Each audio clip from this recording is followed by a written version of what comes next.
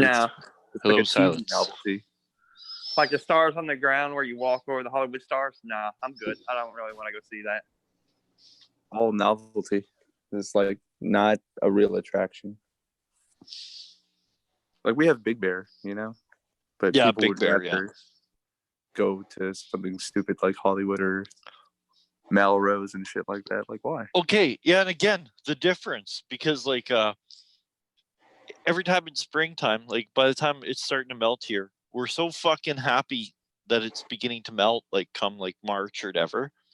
And I like watching LA like news and stuff like that. So then they're like, it's usually like, you know, in March, they're like, oh, there's snow in Big Bear today. And they're like, oh, how beautiful. How awesome. What a beautiful, you know, nature-esque thing, eh? And it's like, fuck, everyone here is just like cabin fever and Hey, it snowed angry. here in Berea today. I walked You what? No. We got a dusting. A dusting. All I right. wish we could get snow. We have not had any snow at all. We had like an inch back in early November, and that's been it. Okay. And we've been like in the deep freeze. It's been like, you know, 30 below or more with the wind chill. And then yesterday, it got windy, started to warm up, and today it's almost near like the melting mark. Yeah, Almost. SoCal has amazing weather. I think that's It's almost melting here. It's almost to freezing. Not quite. Yeah. It's below, It's but a, it's yeah, almost. I'd say like Fahrenheit wise, it's probably about 27, 28 degrees. Holy shit. Today. Period in Europe too. I mean, it's spring conditions in Switzerland, and Yeah. Spain is going under in snow. Well, I don't know if you guys heard about Newfoundland right now. Okay, what's happening there? They've been We're getting trying to blizzards. They've been getting blizzards, and they literally are getting like, you know, 4.5 feet, and then it called for another 3 feet the next day, and like people have been trapped in their homes and stuff like that. Like they sent the military there starting yesterday to start digging out the entire island. For them. They could be American. Like that's a lot of snow. But yeah, and then it just strangely warmed up, so I don't know what's going on here. But it's nice because it's been cold. Everyone else is having decent weather. No one's trapped. This is as horrible as it's gotten here in Berea. This winter is Yeah. yesterday and today. It's 30 degrees at the moment, so it's just below. Oh, if you go to SoCal, you can go straight up to wine country. We have a bunch of winery, like the San Antonio winery. It's in the heart of LA. Oh, I was talking to somebody. I thought that I was under the impression that the wine country was between LA and San Francisco, but they were telling me that no, the wine country is north of San Francisco. That'd be Oregon. Yeah, Northern California. Oregon. Yeah. Like the California, to me, California wine country is, in my mind, associated with the Napa Valley. Yeah, the Inland Empire, definitely. Yeah. Where's Napa Valley? North of SoCal. Okay, why is the Inland Empire called the Inland Empire? Because we're a coastal nation. We're a coastal state. Ah. And you refer to the inland as an empire? The Inland Empire is like, maybe it was referred to because of the Native Americans. But it's everything Or the Spanish. Maybe. It's everything Probably that's the behind the Spanish. coastal area. Yeah. So, like And Santa Barbara, or not was Santa Barbara. Empire builders. And shit like that. Orange County.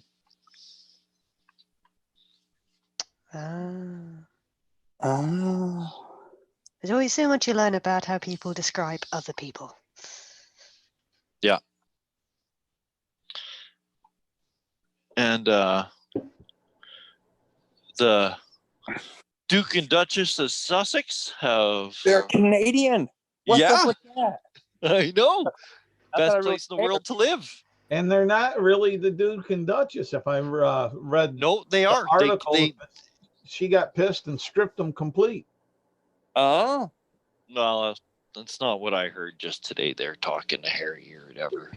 They're still Okay. Duke and What I Duchess. understand is We're they talking wanted about to get Meghan away from the Markle? paparazzis, only to the paparazzis think, right, they're fair game now. Yeah, I mean, like that's gonna. Yeah, sure, that's gonna work. I No, think I You maybe want to assume get that's away maybe that. from the former paparazzis. president. You married into the royals and Harry's a royal. That's never going to happen. So Yeah, they I have assume no it's idea like being a who former you would president, marry. you know? Secret Service for life.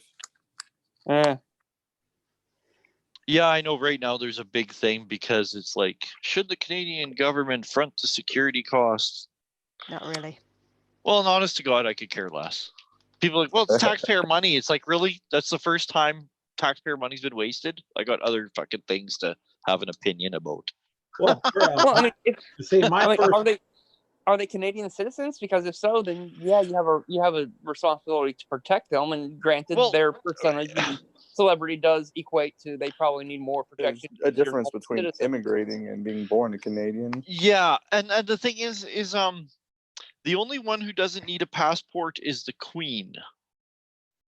No, you just look at it her Because and she, go, because oh, she, you're well, she you. signs the passports. So it's kind of, it's like when you turn 100, the Queen sends you a birthday letter when you turn 100. Yep. Does So she? Wow. yeah, so I used to How old kind is of. she? Oh, she'll be up there. I was wondering that, is she going to send herself a letter? And I used to think when her mother was alive, I wonder if she sent her mom a letter. Maybe. Well, who knows with Elizabeth? She's kind of weird, eh? She could be funny. but my Or she personal could be very feelings, funny. my personal feelings on the security force Uh-huh. is they want to be like everybody else, and yeah, they're going to have a celebrity status, do just like all the other celebrities do, and Pay for your own bodyguards. that's right. Hire your own, pay for your own. The majority of the U.S. Congress does that if they're going to have a security force, because they're not everybody in Congress gets Secret Service at taxpayers' expense. Only select few. Okay. But So they're royal blooded. I'd assume they have to have permanent Secret Service, and I don't see the UK just giving Well, up the control over them, you know, they to a foreign nation. basically what they're doing is abdicating. Not that they're a king, but the same concept. They want to turn their back on it and walk away. Well, and That again, was- say I heard them talking, and it's like they're taking a break. In 1 year, they're going to revisit They're on this a break. entire issue, and like I said, they're still prince by birth, right? Because he's Sure. Yeah. Prince by birth, so therefore she's still princess by marriage, but their prince and princess titles have been revoked. They're still the Duke and Duchess of Sussex, but they have no, like, basically they're not going to be making any water slide appearances, like cutting the ribbon at any new water slides or anything, right? Like, they're not. That's the way to call it, water slide appearances. I said it that way so the Americans would understand what I was talking about. Thanks. Well, I would have said Understand more like American. bunny slope appearances. Yeah, so yeah, it's just they should literally get like Elton John and Paul McCartney to protect them. Oh yeah, just give the paparazzi a choice. Do you want Elton John or the Well, Duchess? no, I mean or the they're Duchess? knights. They're knights. Give them swords and they're knights. Personally, I I'd have see. to say that Elton John is more interesting and fascinating to me than any member of the royal family. Personally, simply because I don't know, maybe it's because I'm American. I really don't give a shit. I really don't. For example, Yeah, when Princess Diana you don't died, have to. I was I watching mean- a Cincinnati Bengals football game and we were winning, and then they interrupted the Bengals game to bring you this special report that Princess Diana was dead. And I'm like, what the fuck? I'm watching a game. And by the time I finally get back to the game, my Bengals were losing. Oh no. Oh, so angry. That's the real conspiracy. Yeah.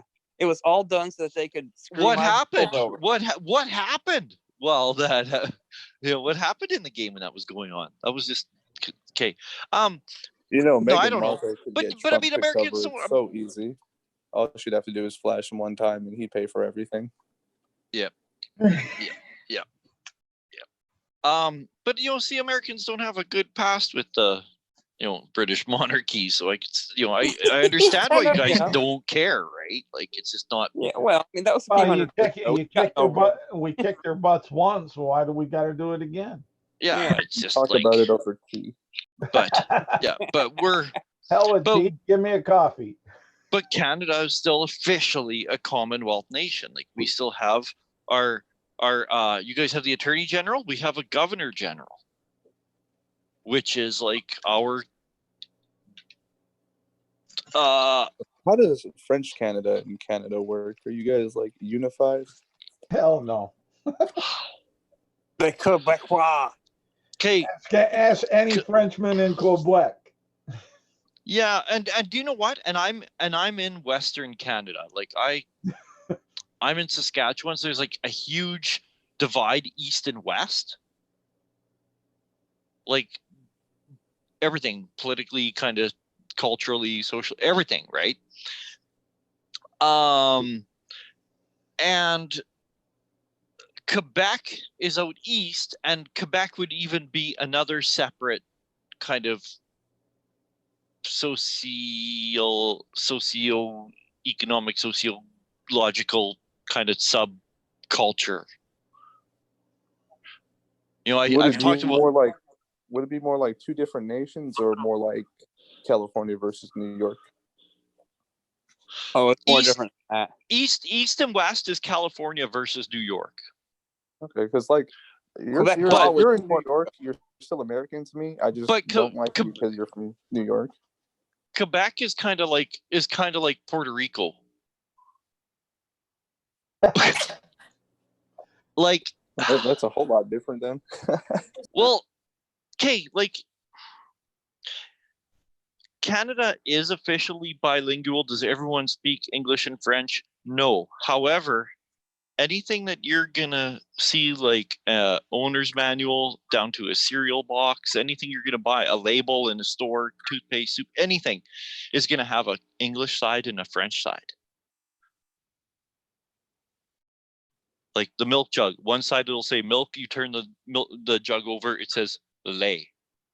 On the other side, like One of my earlier childhood experiences is watching up in Montreal when we were up visiting family, that some English-speaking folks walked into a McDonald's speaking English, and they got treated rather shabbily.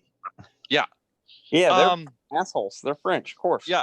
And then I was gonna say, Oh. right, but like everything in Canada is English and French, but when you go out east, when you actually go to Quebec, now this is how ridiculous it is. There's been like companies, everything from like let's put it this way, like a Chinese restaurant. There's been Chinese restaurants that have been fined, been forced to take their signs down and change signage, and according to the Quebec provincial laws, they've actually broken like a human rights code because bilingual and French. Everything has to be labeled with French, and French must be the first language. So you can't even like have like an Italian restaurant and call it like, fucking Alfredo's. You can't even call it Alfredo's. You have to have the French spelling first and then the Italian. Yeesh. Yeah, there's some people in America that would rather have everything English first. But it seems petty. Right. And Quebec, like, it's like you're fucking part of Canada. Like, I don't understand that whole French thing. And it was what was it? Like a long time ago, it was like General Wolfe's fault. The king or queen, whoever it was way back then, said, "Okay, go to Canada and finally fucking kill all those French fuckers. Just like genocide. Just fucking get rid of them already. Like, this is enough horseshit, right?"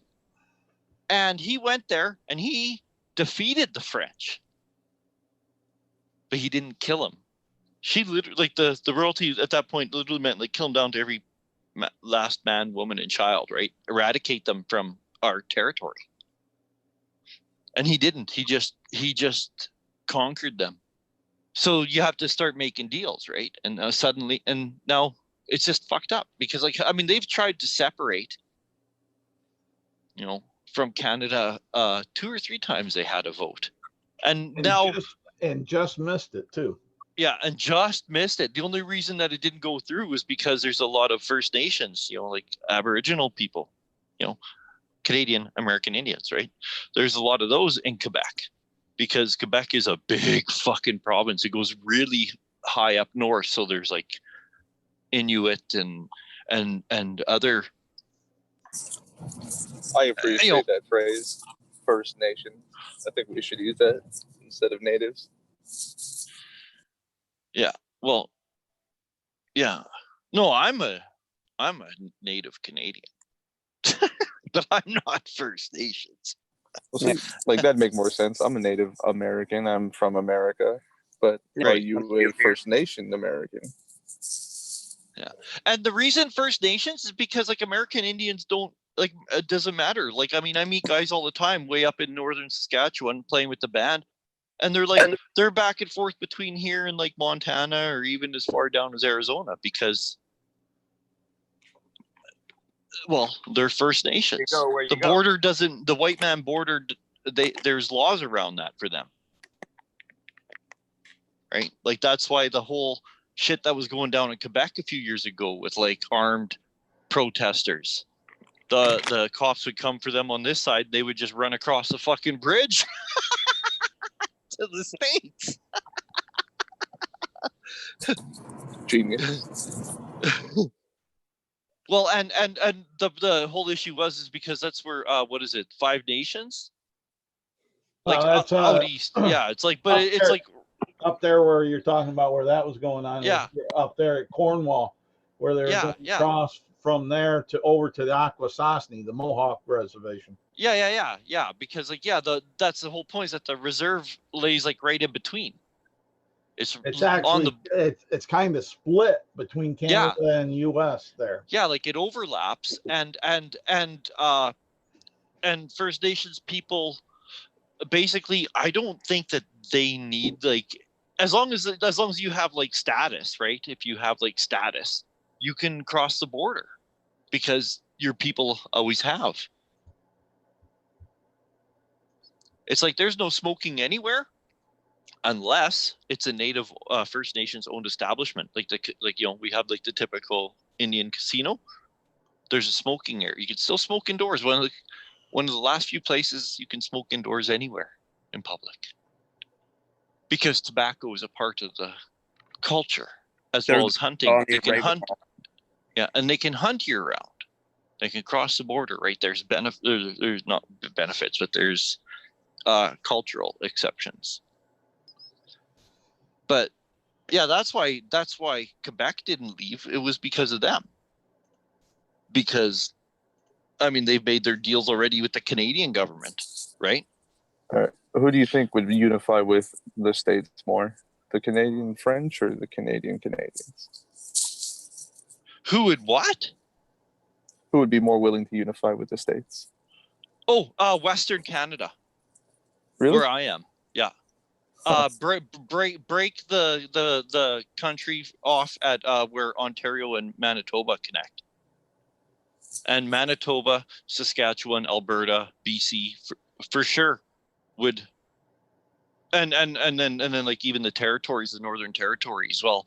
I don't think that there's much distinction again with First Nations people who are the majority of the people up north between like Alaska, Yukon, Northwest Territories, right?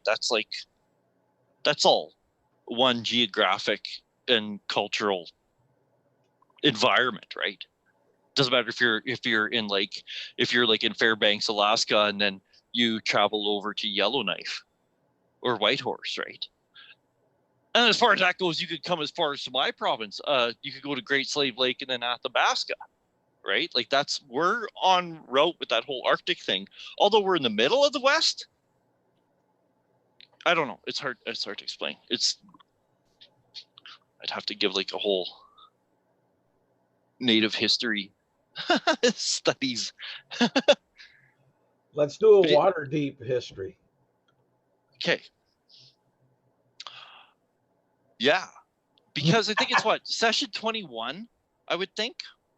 I kind of lost count, but that sounds so about did right. I started putting the on the recordings. I put the date The stamp. date, yeah.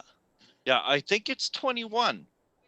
And Ryan is back. Hello.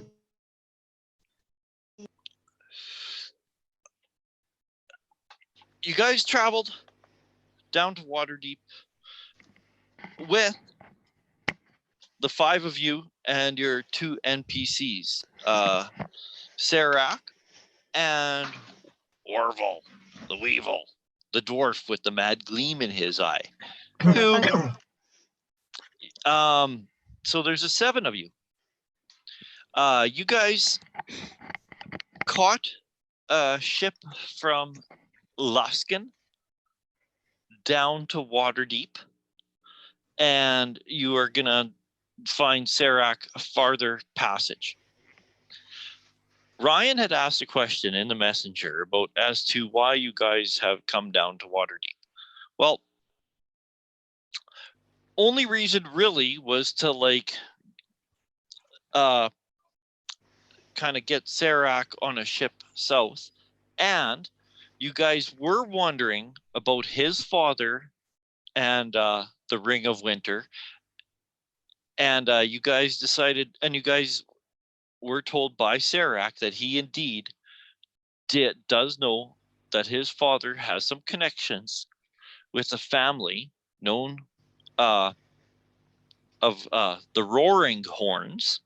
So the Roaring Horn family, that your father has connections with them, and they are located in Waterdeep. Serac doesn't even really know them, but you guys thought that you guys would, escort him down here, and while you guys were here, you would ask about that. And as far as I know, that's really the only reason you guys had come down here, just to escort him. And you thought while you were down here, you guys would ask about his father from the Roaring Horn family. You guys are kind of discussing this because it has been almost a 10-day or whatever, traveling south along the Sword Coast. As you're traveling south, the open ocean is out to your right, and the cliffs of the coastline are to your left. Sometimes 200 feet high, sometimes they look like they're a mile high.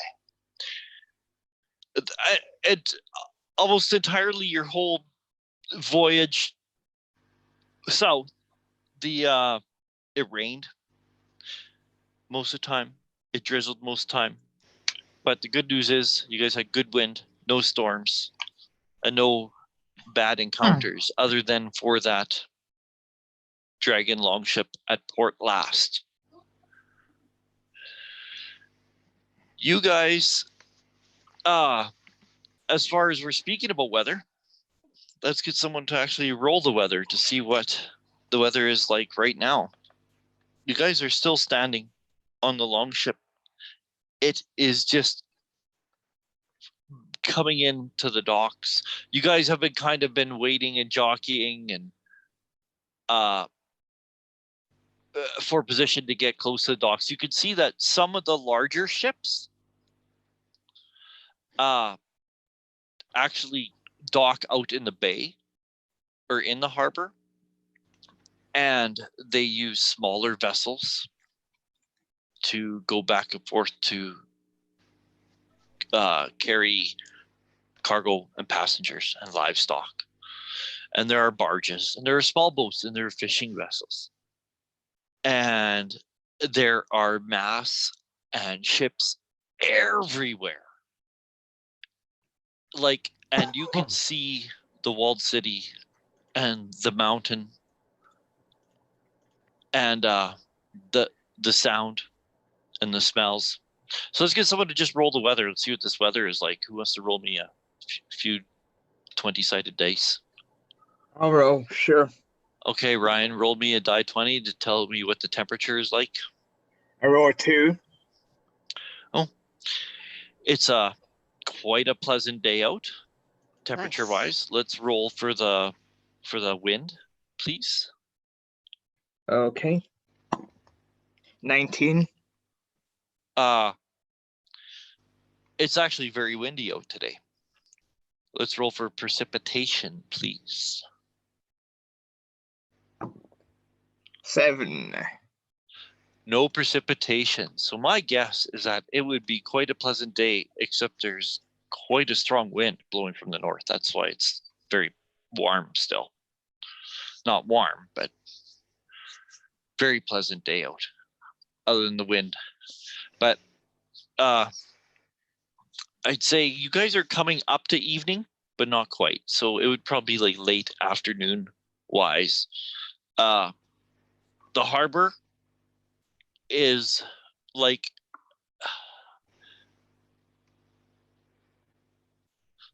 near indescribable for how busy it is, and for like the amount of vessels and the variety of ships. Once you guys do eventually dock, and a gangplank is thrown across, and there are lines being thrown back and forth as the ship is like kind of being hauled in to place, and with the assistance of some rowing, you could see that by the time you guys actually grab your personal belongings and you begin disembarking, that you could see down the wharf, like, you know, the ship is pulled into kind of like a slip dock, and then it's to a bigger wharf to like a pier. You can see like where the wharf and the pier are connecting, and there's people all over. Like, I cannot accentuate how busy it is. Like the hustle and bustle of people moving crates and yelling and different languages and different types of people. But you can see that when you're grabbing your stuff and you're disembarking from the ship, when you look towards the wharf, you can see that some of the crew of the vessel that you guys are on are talking to a handful of what appear to be guards, like actual soldiers. Like, you can tell by their tabards and by their pole arms and shields and stuff like that, that, you know, they appear to be guards, and they're having some sort of heated conversation, but they're too far away and there's too much hustle and bustle for you to hear. But you could see that like the crew looks like whoever they're talking to, like it's quite a heated conversation. And Cloud, where are you, by the way? Are you with them at the ship? Or are you somewhere else that I need to know? I'm with them. Okay, good. And because you have, I mean, like, you're an aerial creature, you can see that, like, there appear to be, and you recognize them from before, like the type of creature from before. High in the sky, you could see griffins flying, but they appear from like the glint of sun off of steel, and by the shape of their silhouette, they appear to be carrying riders,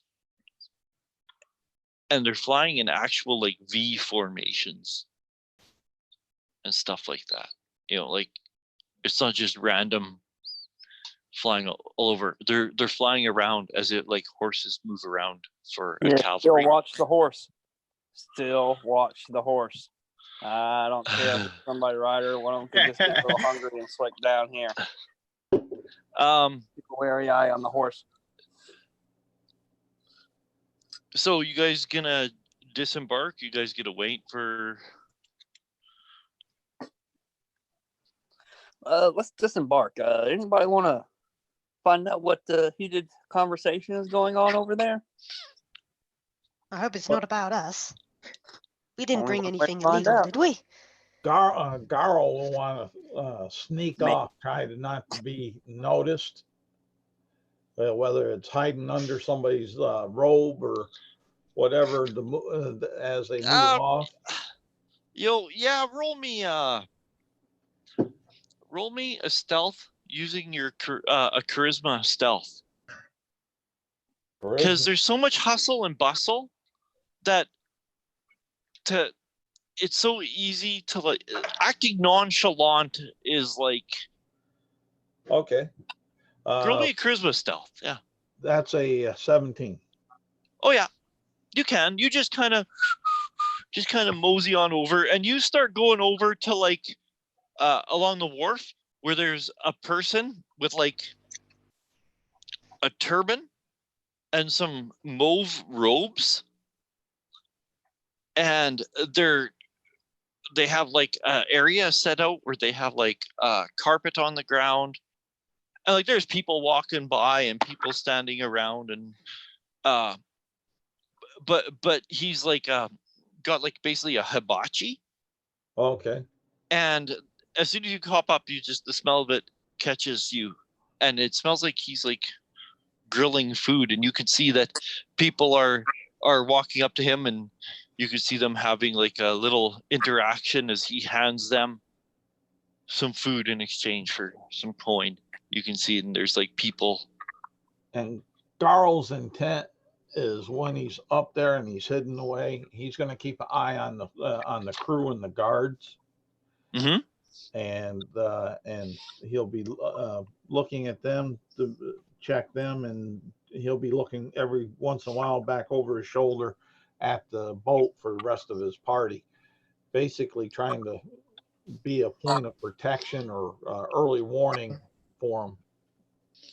Okay.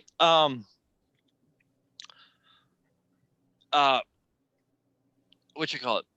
And as you guys approach closer, and like Garl, like I said, you're, has split off or watching from a different angle. You guys approach. You guys can hear. He's like, "I've got some cargo to unload, and we got some passengers to unload, but we want to get going before the sun goes down. We want to head out again."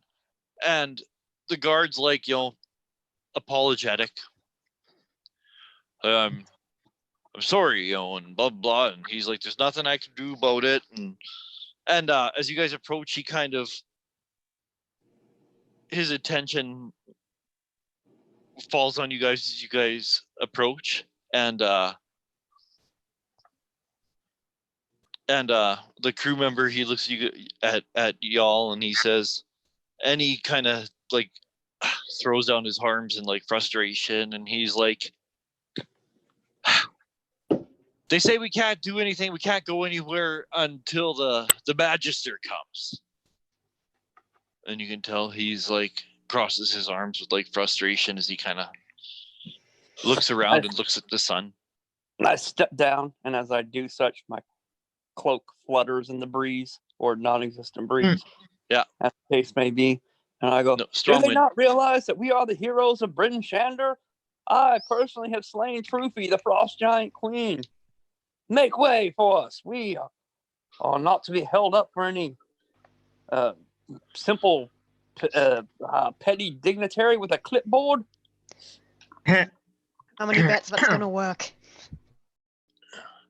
He just shrugs, and he says, "Nothing I can do about it, sir." He says, "You're gonna have to wait for the robes to arrive. Shouldn't be much longer." And another guard says something basically to the effect, it says, "It seems he's approaching.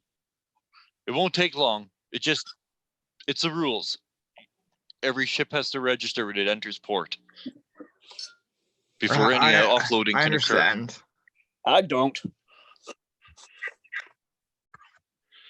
And it doesn't. And when you guys are still talking about this, when you guys could see that the crowd kind of seems to split when approaching, walking swiftly, is a tall, lean man wearing black robes with a chainmail shirt thrown over it. He does not have the same blue and white surcoat as the guards, but you could see that he is wearing an emblem upon his armor. And he's wearing black robes, and he has, but these guys look like soldiers. This guy, he's got like wild black hair and a bushy black beard. He's tall and thin. He has a real sharp bird-like nose that looks like it's slightly bent over to the side. He's got dark bags under his eyes, like, you know, he stays up reading too much, and he does not look in a good mood. You can just tell by the clenching of his jaws. He comes like, you know, walking up swiftly, as he's like clutched in his hand. He has a real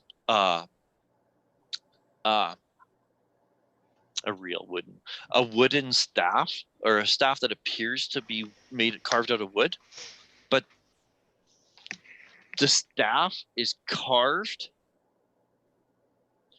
to look like, okay, picture a naked woman standing with her feet together and her wrists together above her head, and now grab her wrists and grab her ankles and do the stretch Armstrong. Ew. That's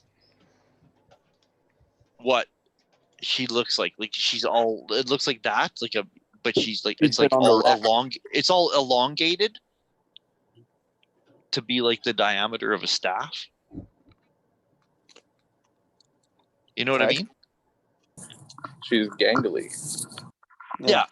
It's just a staff that's carved to look like a nude woman, 2-3 feet tall, with her arms up, that was just stretched out to be the diameter of a staff. But you can see how, like, the elongated arms and the elongated face and the elongated ridges, which were the breasts and the cleft between the legs that runs all the way down to the implied feet and hands at the ends. And the ends where the hands are is clutching not a gem, but a stone. But That doesn't look good. and he comes approaching, and like, as hustle and bustle as the crowd is, and crates and barrels and push carts and even like wagons farther back, and people and some vendors, and you can hear like some music, and it sounds like there's just performers here or there, just in all the crowd noise. It's hard to walk without bumping into anyone, but he seems to do it quite well.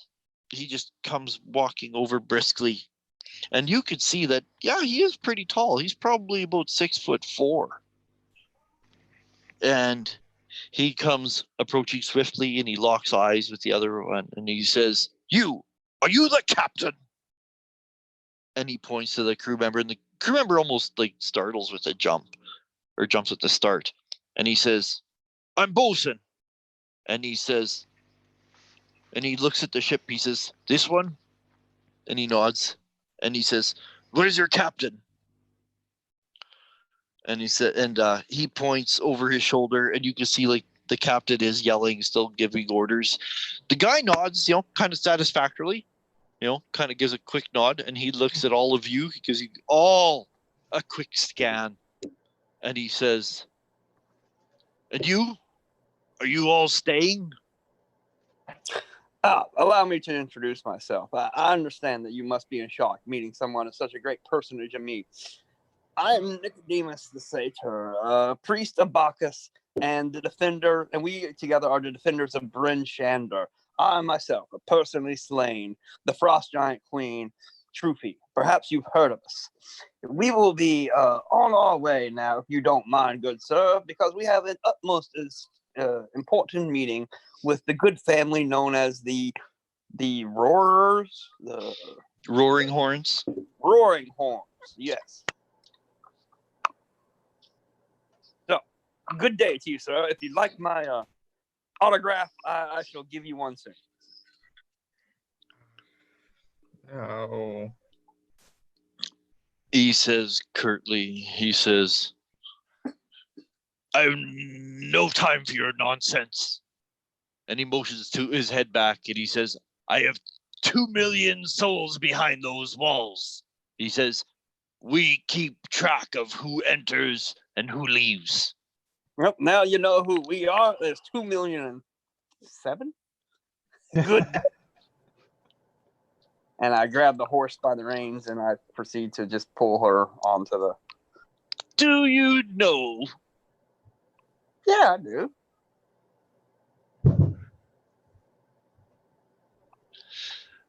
I identified myself. Told him, stated my business in his good town. You should have showed him the medal. One of the guards. I mean, not one of the guards, but the guards are actually like, whoa, whoa, whoa. They're like, one of the guards. He says, like, he's like, a quick registration. That's all it is. He says, there's no tax. He says, don't. The harbor magister's temper is short today. And so is mine. If you wish me to sign something, then hand it to me quickly. I shall sign it to be on my way. And then he says, yeah, that's all it is. And he says something to one of the other guards. And the magister says, everyone must register. He says, including your gnomish friend over there. And he, with a tilt of his head, he says, I've 2 million souls. The sun is coming down. The harbor must be closed. 7. He says there are a lot of ships entering and rushing to beat the sun down. Yes. Grab something. X. Yeah. Fucking on my way. And he says, and the magister, he says, one more thing. And he holds up a bony finger with a long jagged nail. And he says, any arcane spellcasters. And he looks at the bard and he scans the rest of you. Someone asked me about that, but the only magic I know is song.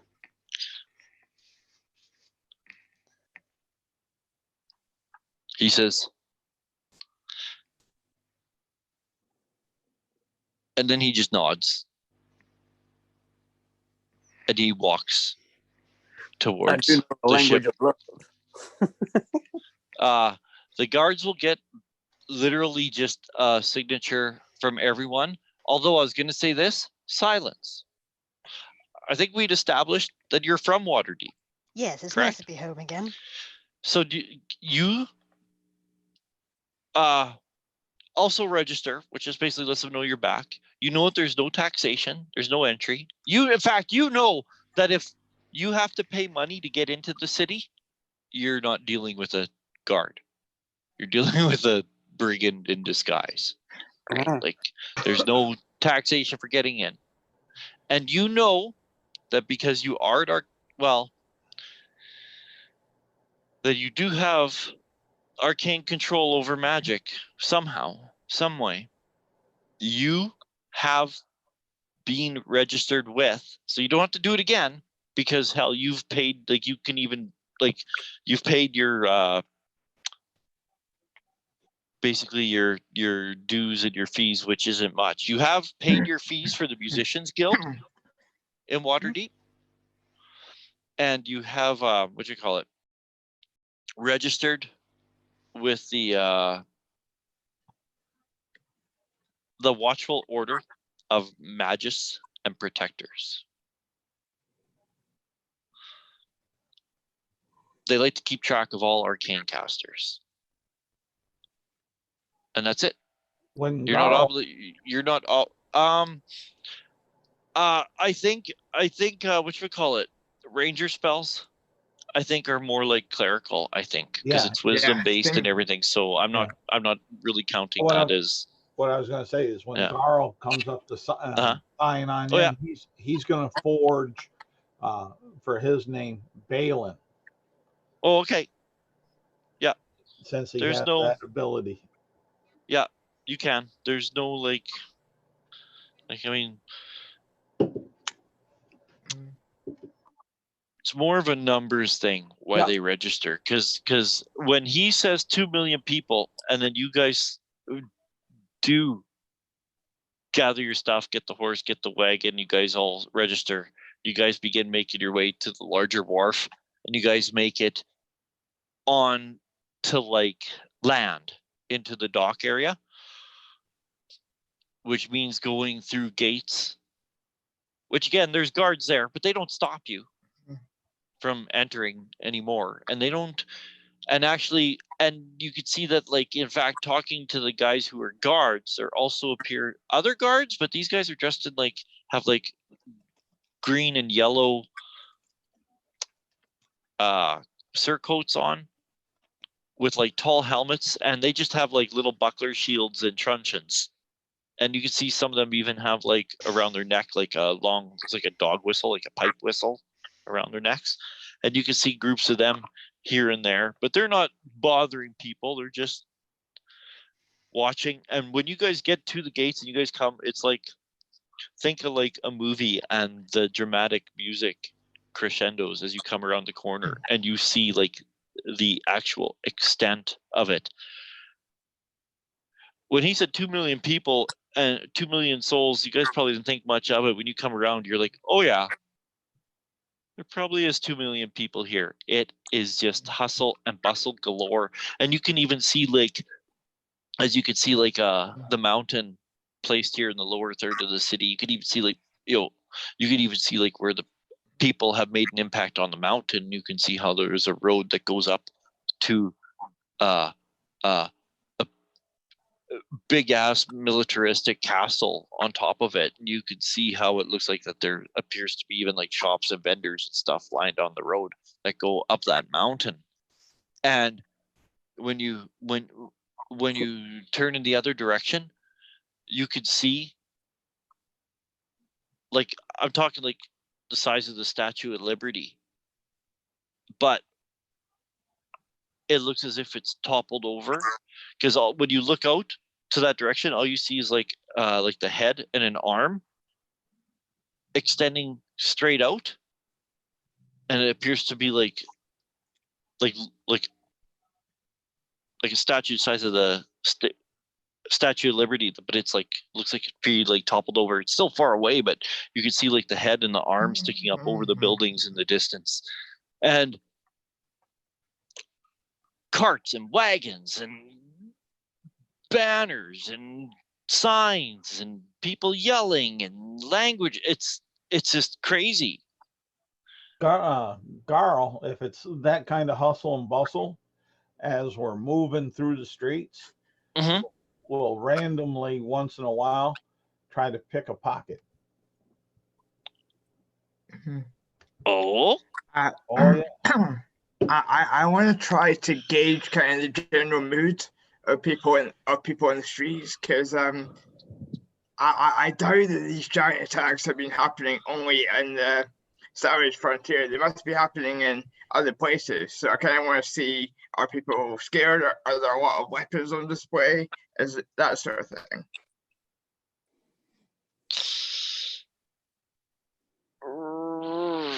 Roll me like an insight, I would have to say. Okay. Do I have insight? Let's have a look. It's been a while. Yeah, I do have insight. So that would be a 20.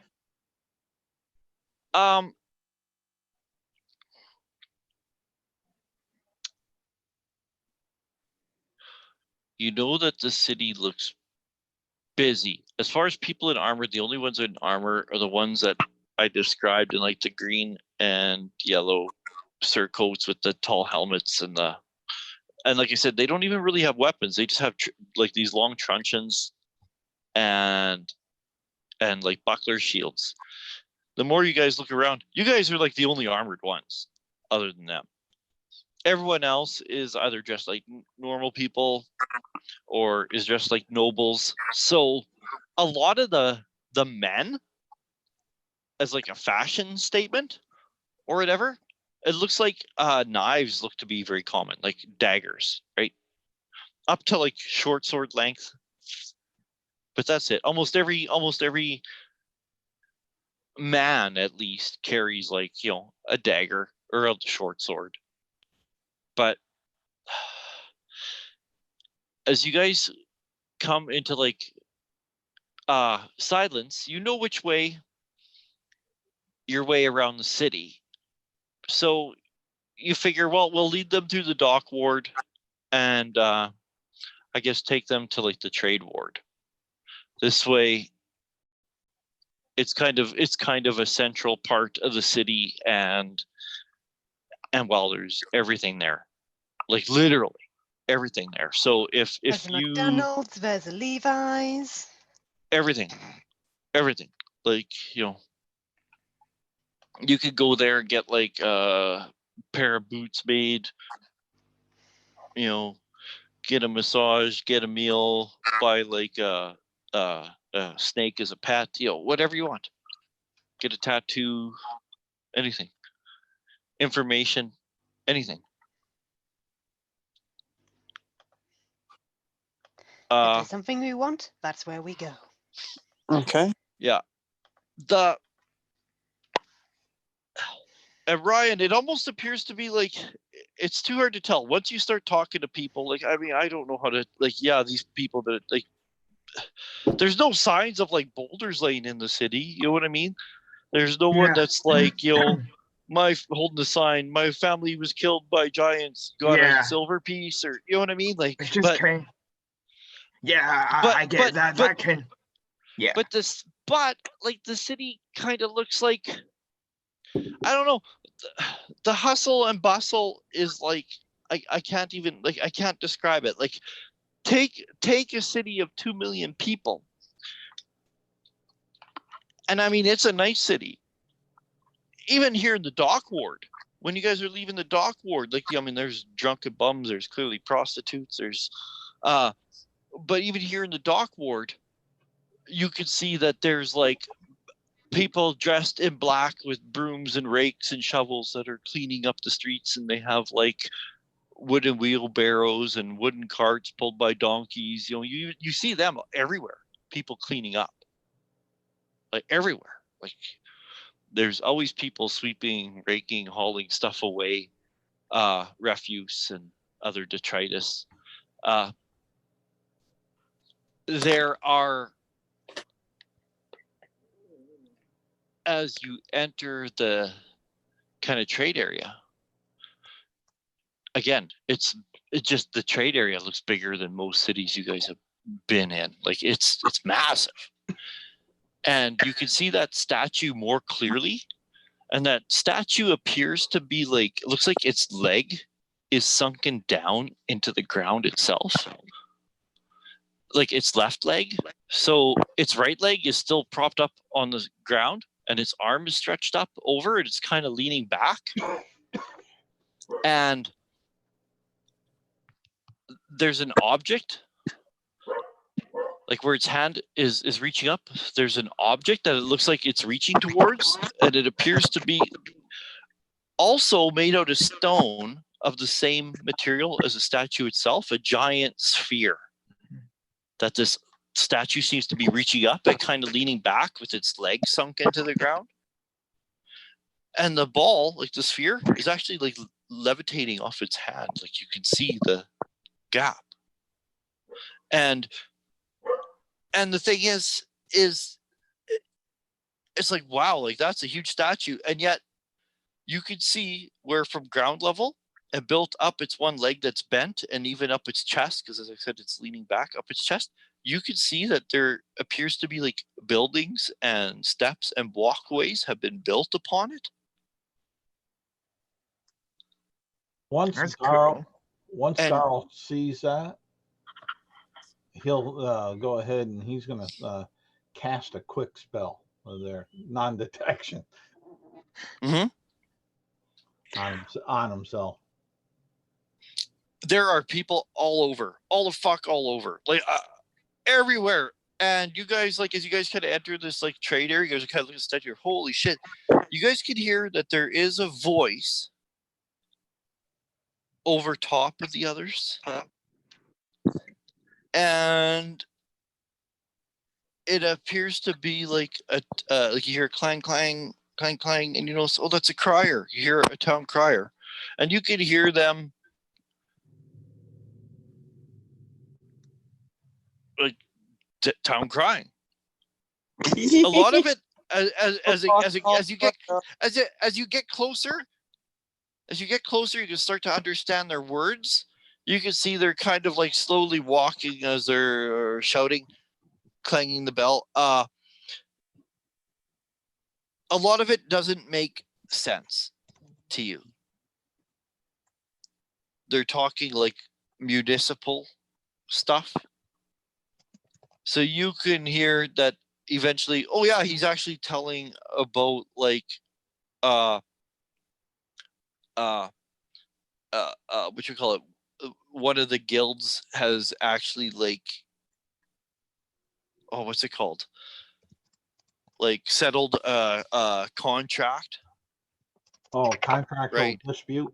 Yeah, exactly. There's a contract dispute, like one of the guilds, and it's now been settled. And so he's like listing off like name of people on the board, and and about what it and how it entails, and about how like there will be like any guild members will be mailed up the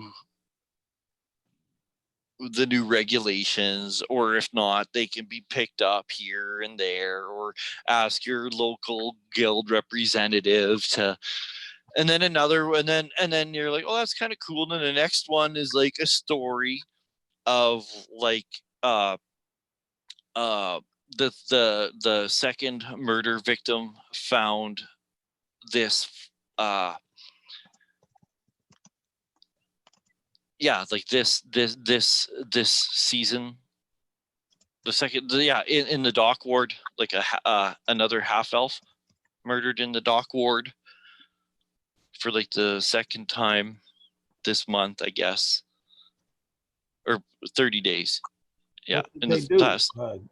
Murder him and then raise him so he could get murdered again? Oh no, it's not like that. No, it's not like in New York. Every 30 seconds in New York City, a man gets mugged, and today we're speaking with that man. Okay. It's not like that. No. Well, since you said the second, I know. the half elf be murdered, or another half elf or whatever. Yeah, for the second time or whatever. Yeah. But no, I don't know. Nothing. Ryan. Mm-hmm. The next story. He is talking about the entry of more refugees from the Desserin Valley area due to giant attacks. But he's not talking about the giant attacks. He's talking about the refugees that have that more refugees have appeared because like it's the giant attacks in the Desserin Valley. What kind of giants? If you listen closely, eventually it sounds like stone giants. Stone giants. Stone giants.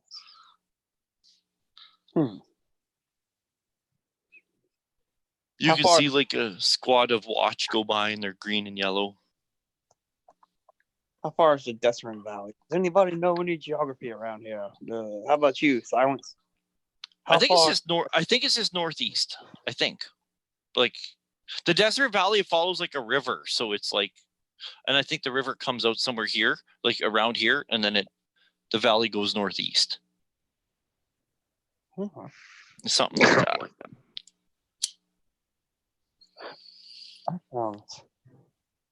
Sounds interesting. I like that. I was just curious. Some kid comes running up to you guys and pulls you kind of out of your like reverie, kind of, and he's like, "Hey, sir, sir." Yes, sir. He says, "Do you guys need a place to stay?" And he's walking along the cart, like kind of shuffling out of people's way, and he's like, "I know where you can get some." And he kind of winks, and he pulls out like a piece of paper, and it's like hands it to you. and it's like, are you gonna take it, Michael? Sure. Okay, you grab it, and it's just a small piece of paper, about half the size of a piece of parchment, and you grab it, and you can see is like a shoddily drawn naked woman, and a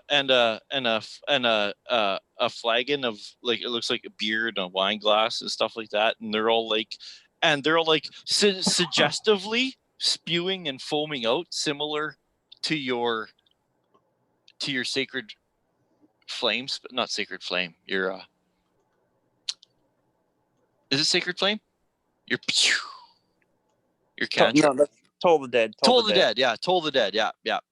Almost like that, but it's almost like suggestively, like foaming out and erupting and splashing on her. But it's like really crudely drawn. But something about it looks kind of odd. It doesn't look drawn.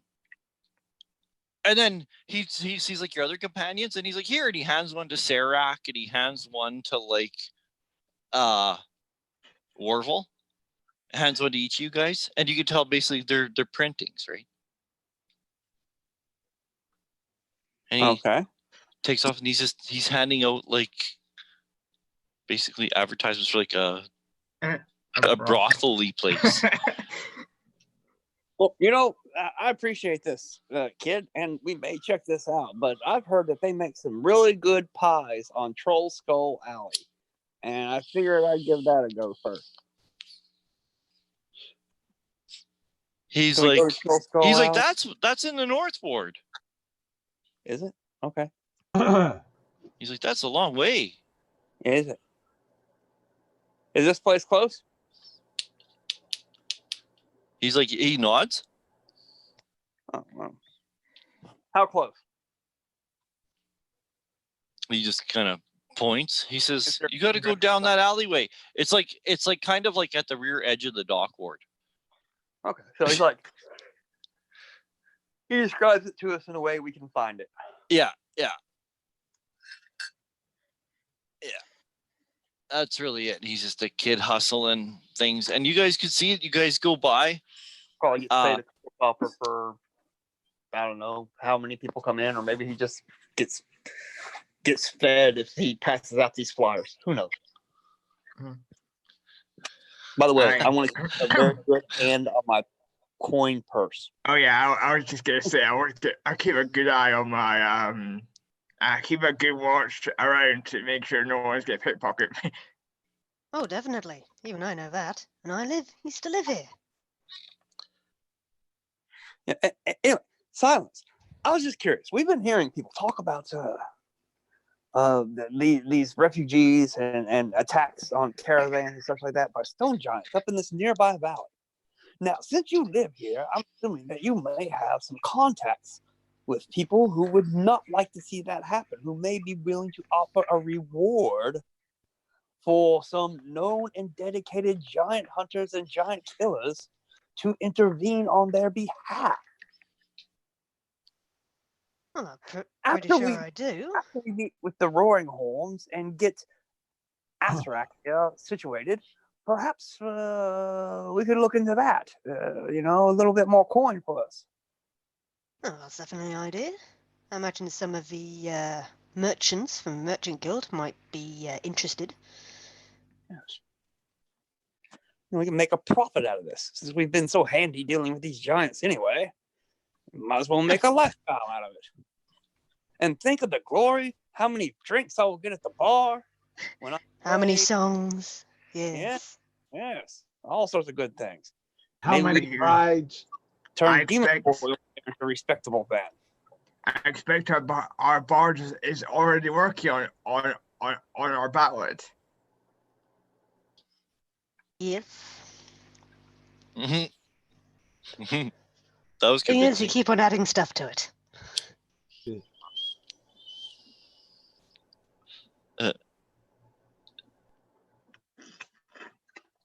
All the folk songs have like 1,000 verses. Yeah, problem is, do I make 1,000 verses about one event or make 1,000 verses about all the events? Well, Yeah. about all event, right? Like think about like what's it even like Oh My Darling, right? Like you know Oh how my many verses there are to that song? There's like 100 different verses. God. Or she'll be coming around the mountain. Well, as someone who grew up in the entertainment business, in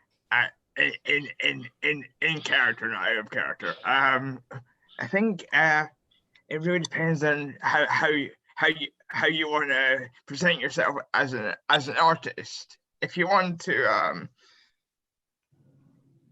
have a few different songs with different kind of cadences, and some people might like some, or some people might not like others, then you should write a few songs in different ways, so that you can kind of play to what you think people would like. If you don't really care about that and you just want to write for the art of it, then go right ahead and make it whatever you'd like. Sing Toss a Coin to Your Druid. It'd be a great money-making scheme. The artist formerly known as Silence. Turned yourself into a symbol. Like this what you call it, trade ward is crazy. The shops and the open markets and the street vendors is astonishing. When you guys kind of make your way through it in awe and in wonder, you guys turned onto a main thoroughfare that moves north and south, and it actually is paved with raised paved sidewalks. Oh. And the shops here are like fancy, but the street's wide. Like, don't get me wrong, like the street, like you could probably have like 3-4 lanes of traffic, like wagon traffic. It's big, and there's like lots of foot traffic, and there are mixed here and there with all the carts, wagons, carriages, stuff like that. There are these big wagons that Silence, you recognize that they call them drays, and they're like giant, like basically double-decker buses pulled by big teams of big horses. And you could see as one slows down the street, like comes up the street, and it slows down kind of in front of you as you guys come from it perpendicular.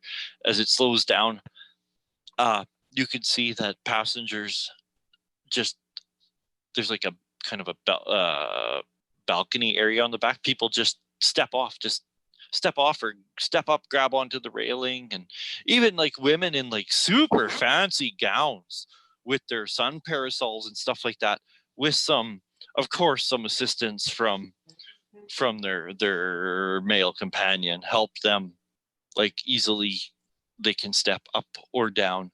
There seems to be a uniformed person on the back of the unit collecting fees, and it rumbles off like it just, as the traffic moves again. And again, street sweepers everywhere. This one intersection, you look around and you could count easily 5 street sweepers in their black uniforms cleaning up here and there. So the city's very well kept. These shops right along here look like very fancy clothing boutiques right in this area. And even I don't remember what I was gonna say. Anyways, yeah, but so I don't know where you guys, if you guys want to ask for directions, or you guys want to know where to go, or like Sarac and Warville are just like looking around in awe, like they're just, now you know why Waterdeep is called the City of Splendors. Like it truly is. And you guys can see now and then like the griffins flying overhead in formation. They don't ever come any Watch the horse. they don't come any lower than the tallest buildings in the area. You know what I mean? Like they don't seem to. I mean, this Well, is I think we need to decide where we'd like to go before we really decide to ask for Before we leave directions. the city, I want to go to the poorest part of Waterdeep. Okay. But besides that, I'm just a bird following the crowd. There's so much you to see see. here. There's so much to see, and you guys even like could see like a group of like the guards in their tall helmets and truncheons with their green and yellow tabards on. You could see them walk out of a door between some couple buildings, and as you guys roll on there, you guys can see that above that door is like a lantern with a green and yellow flame burning in it, which seems to signify the city watch. Silence. You know, Waterdeep is,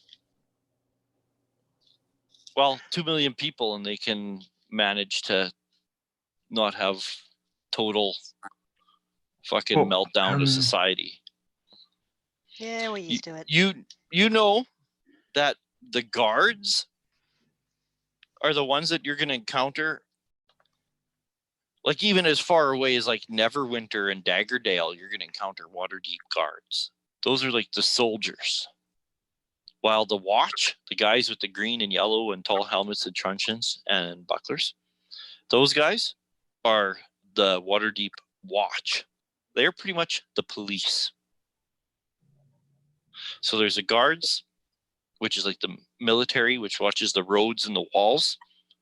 Uh-huh. And then the watch is the police in the city. And you see them, you see their presence everywhere, but they don't hassle you at all. They got no reason. But you can see that they're always like with purpose.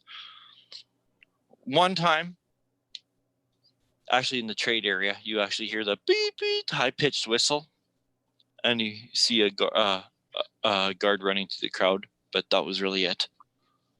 You didn't catch any other of the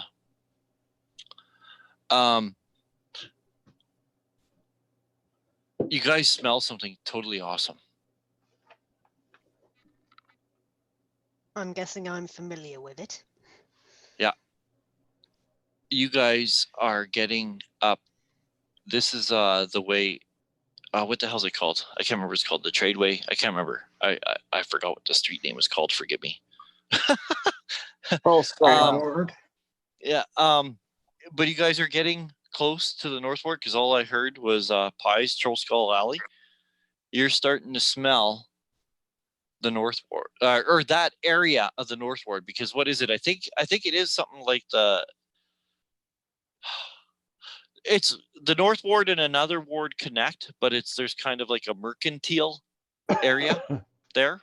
Like not everything is specifically in the trade ward, right? But so it is like another kind of mercantile area approaching the North Ward, where Troll Skull Manor is, because there's a lot to do with Troll Skull Alley anyways. But it like basically it's right on the border of the North Ward. Like you can change wards just by crossing a street, right? So Okay. that's All right, let's see. So we're headed on up by the Castle Ward then. By the way, yeah. And Castle Ward, as you go by Castle Ward, you can see that Cloud, this kind of blows you away.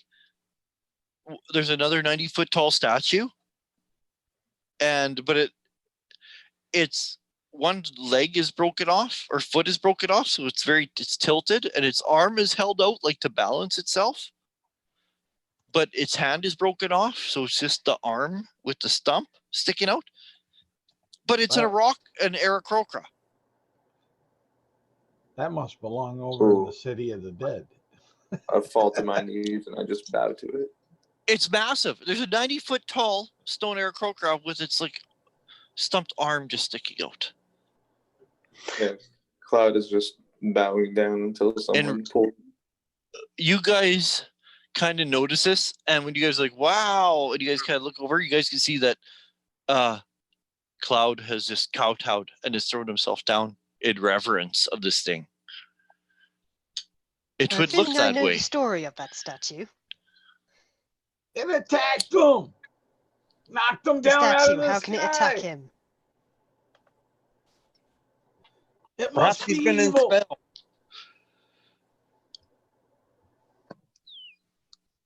Cloud will take out a dagger and a diamond and just put it up against as far as close to the statue as he can get. Oh yeah, you can easily like kind of diverge from them and walk over to where it is. And you can see as you get closer, you can see that all over it too, there's signs of habitation. You can see that there are like buildings attached to it here and there, and rope ladders, and even some wooden steps. And even when you look way up to the arm, you can see that the arm appears to be hollow. Like it's high up, it's like 70 feet up, but you could even see that like in the glare of the sun that there appears to be like man-made structure up in that hollow tube-like thing, like a winch or a pulley or something. Like, you know, like a framework and a little crane arm. Upon seeing that it's not actually alive, he's going to put his items away and then turn It's around. not, but it's a very good representation. As a citizen of Waterdeep, I think I'd know the story about the statue, wouldn't I? I was just gonna say Cloud or Silence. I think you would know at least some of the story.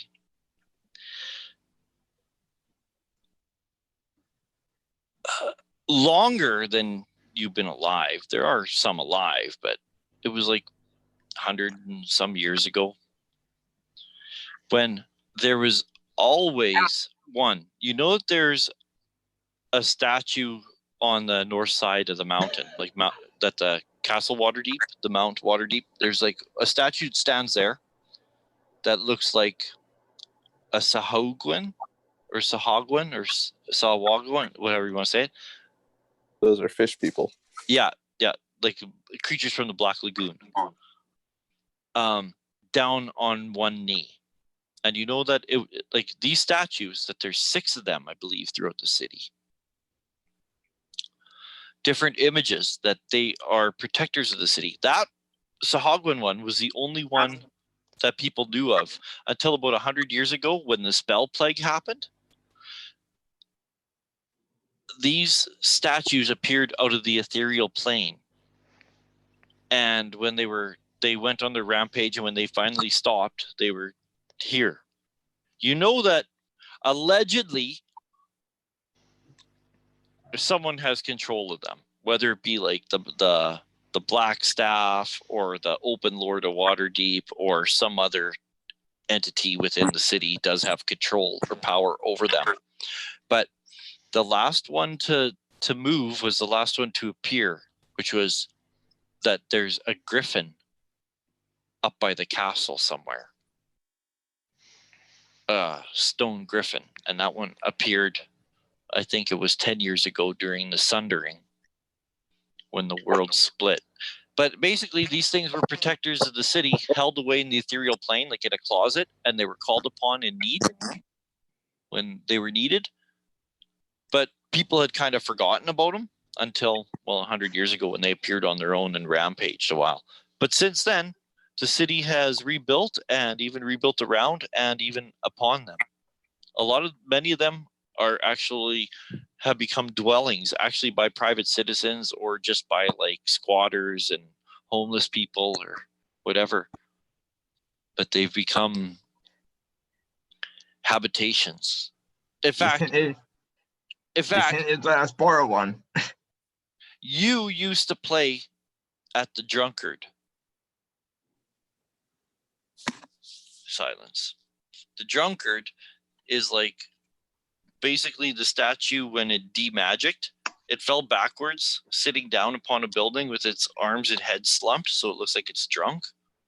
right? Passed out. And since then a tavern has been built in the lap. Mm. And when they throw you out, they just roll you down the legs. Like if you get kicked out, they just roll you down the legs. Not tumble a you down. dignified way to end a session. Well, no, you're getting thrown down like no, it hurts. That's it's not like the nicest place. It's like kind of cool where it's built, but yeah, it's not nice. Because after all, it's called the Drunkards, right? So the Drunkard's Tavern. So that's. But that's the statues. There's 6 of the statues around. You know, there's a Sahagwin, there's a Griffin, there's a drunk one, there's a guy sunk into the ground, there's Aarakocra. Then there's a couple warrior ones in the city. And there's also one that's like collapsed in the garden ward, I believe. I think it's garden ward it's called, but it's collapsed. It basically hit the ground and broke apart into pieces. It's just rubble. But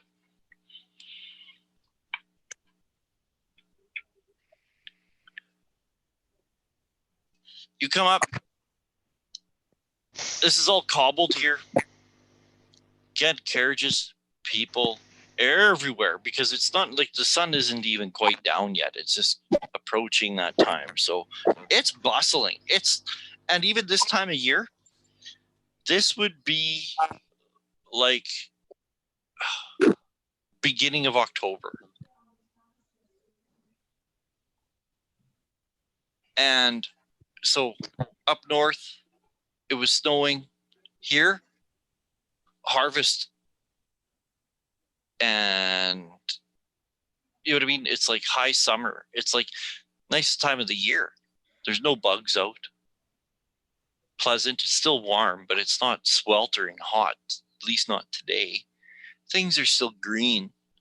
And as you approach this area, you could see that along with like all the buildings and stuff, there are parks, and the parks have benches and they have fountains, and there's immense trees and food vendors, and it's buffling, and people are kind of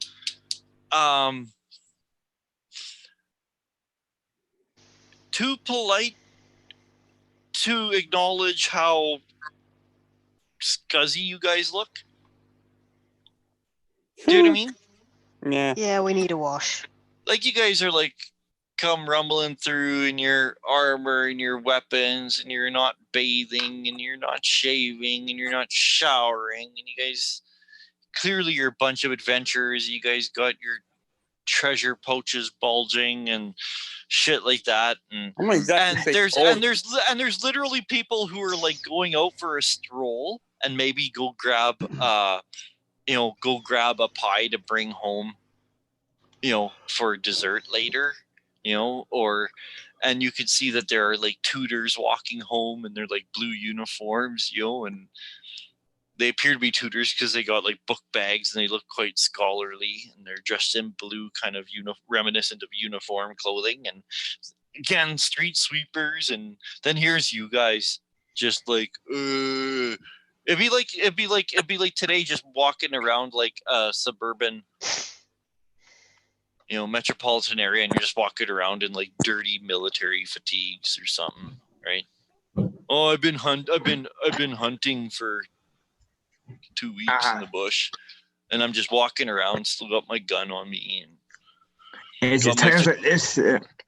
Is it times like this that prestidigitation is a really good spell, which I don't have, which clerics don't get, unfortunately.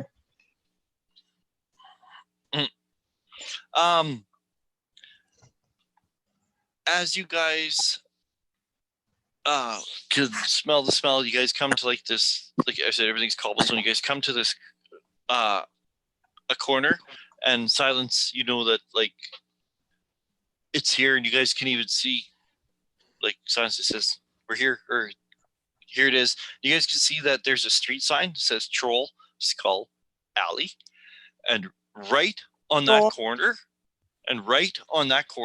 like as you guys are approaching, you can see it like across the road, but on the corner. There's again nice cobblestone stone streets, everything. You can see a big, well, a manor. Think half mansion, half castle. Right? Like it kind of looks like a keep because it does have like turrets and towers and tall, narrow windows that look too close, like arrow slits, but it has 3 or 4 big wide stone steps that lead up to the front doors, and above those doors is a wooden, freshly painted and carved wooden sign that says Troll Skull Inn. And you can see that there are, exactly as I described, there are people who are entering out, and it looks like to be like a nice couple. You know, the man has a hat and one of those, you know, very common foot-long knife at his hip, and she has her parasol, which really seems to be the fashion for the middle and upper middle class. If they're not in their working clothes, it seems to be like men have a knife and a hat, and women have a parasol and bell-shaped dresses. They come out with a pie. He holds the door for her, and she takes his elbow, and they come down. And as they come onto the sidewalk, they walk right past you guys as you guys are pulling up and parking the wagon. There is another wagon, not a wagon, a carriage outside with a couple. Well, you can't even tell if they're boys or girls. They're just that age. They're like, I don't know, could be 10, could be 14, with their hair slicked back, and they're in like doublets and stockings. They're just standing near the doorway of this carriage, as there is like a man up in the driver's seat waiting. They're all uniformed, and the horses are very nice. And then you guys pull up with your stank horse and wagon. Stank horse. And they look, but they don't like I said, they're far too polite and civilized. Garl, seeing that, he will grab one of the many holy symbols he has, Mhm. and he'll grab it, he'll lift it on up, and he'll say, "In the name of the God of hospitality, he desires you to sacrifice and offer that pie unto his worshiper." You don't need to lay it on that thick. Yeah, don't. Oh, This is what it is, my man. And just ask politely. But that's what Garl's doing. He's being Garl. okay. Well, you approach and you try the spiel. They actually kind of laugh, and she nudges the guy, and he hands you a silver piece, and he says, "Here, be along your way before I call the watch." And he just, but No. they're like not like assholes about it. They just kind of laugh, actually. Garl will go ahead and take the silver piece with his one hand, still holding the holy symbol, but he'll really make sure his little gnome hand. Holy symbol. What kind of god, by the way? He just grabbed one of he has multiple holy symbols. He Yeah. just grabbed one of them and doing that shtick. He didn't care which one. Just Okay, just well, one. roll me a D6. Okay. 1 is evil, and 6 is good. Okay, it is a good god. Okay, they just give you one and whatever. They just kind of laugh, kind of whatever. But with Garl's free hand that's taking the silver piece, he'll make sure that he gets the silver piece, but touches that fancy dude's hand with his dirty paw. Okay. Okay. and say Again. thank you. And then All right. Garl will take the silver piece and put it in his pouch. Okay. And they start while they'll get a few feet away, and she's like, "Oh, that was like super sweet of you." And she leans over, gives him a quick kiss on his cheek. If Garl notices that, he'll say, "What about mine?" Have you already forgotten your greenness? No, I haven't forgotten her. I just need more. And the fellow says, "We've done our charity today. Ask the next ones who come out." But there's, like I said, there's people all over. You can see like down the cul-de-sac that there's like a fountain and some kids playing like near the fountain in the cul-de-sac, and there's like another, looks like a little cafe way down at the end of the cul-de-sac. People set up outside, sitting at little tables. But there's a fountain, you said, right? Way down, yeah, at the end of the cul-de-sac, in the cul-de-sac, yeah. Okay, well, is it a big fountain? Oh yeah, yeah. It's like got like, it looks like, a cast iron or bronze, kind of, just fountain that's spraying out and collecting water, and then it has like the reservoir or pool around it. With like a stone ledge that people could sit on and stuff if you want. Just one kid keeps climbing up and just jumping down, and a couple others are running away, running around, and there's people sitting at a like little French outdoor cafe type thing out in the street. All in the cul-de-sac. Like it looks like a totally different business. Like, but this one, there's no outdoor seating, but you could smell that the foods and by the horses and wagons outside, and the openings and closings of the door. It's a very busy business too. There just seems to be a lot of businesses on this cul-de-sac. Gar will turn to his party and say, and point down at the fountain at the base. "A public bath! Let's go!" Okay. Only in the summer when it gets too hot. How warm is it? Is it warm enough? Oh sure, yeah. It's just a fountain, right? The Funny thing is, Ryan, like, kids do that in like, Switzerland. Yeah, I can see that. But yeah, Up in villages, up in the mountains, when it's hot, kids just go to the giant fountain in the village center and swim. This is the noble quarter of Waterdeep. I can totally see kids swimming in the fountain. No problem with that. And like Garl cares. Yes, he needs to get clean.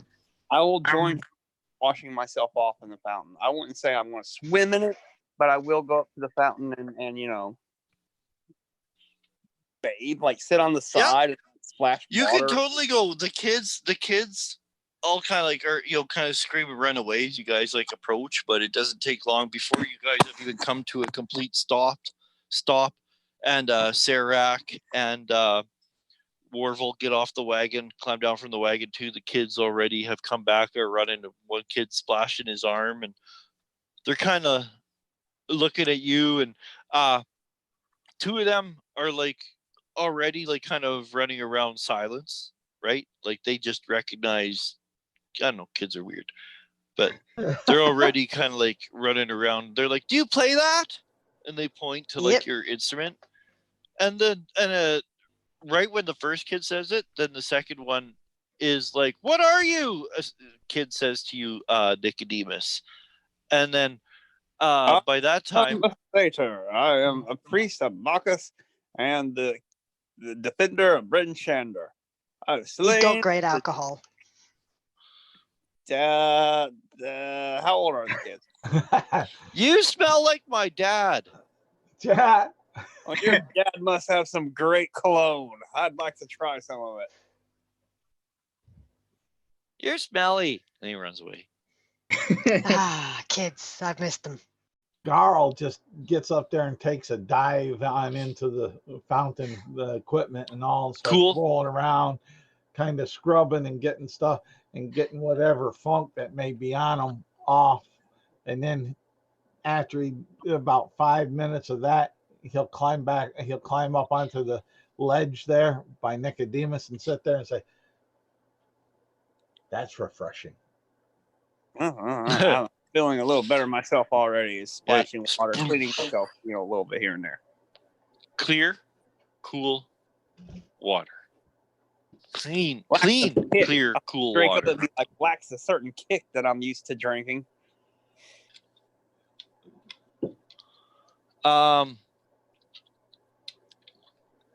Whoever might kind of be looking around, even like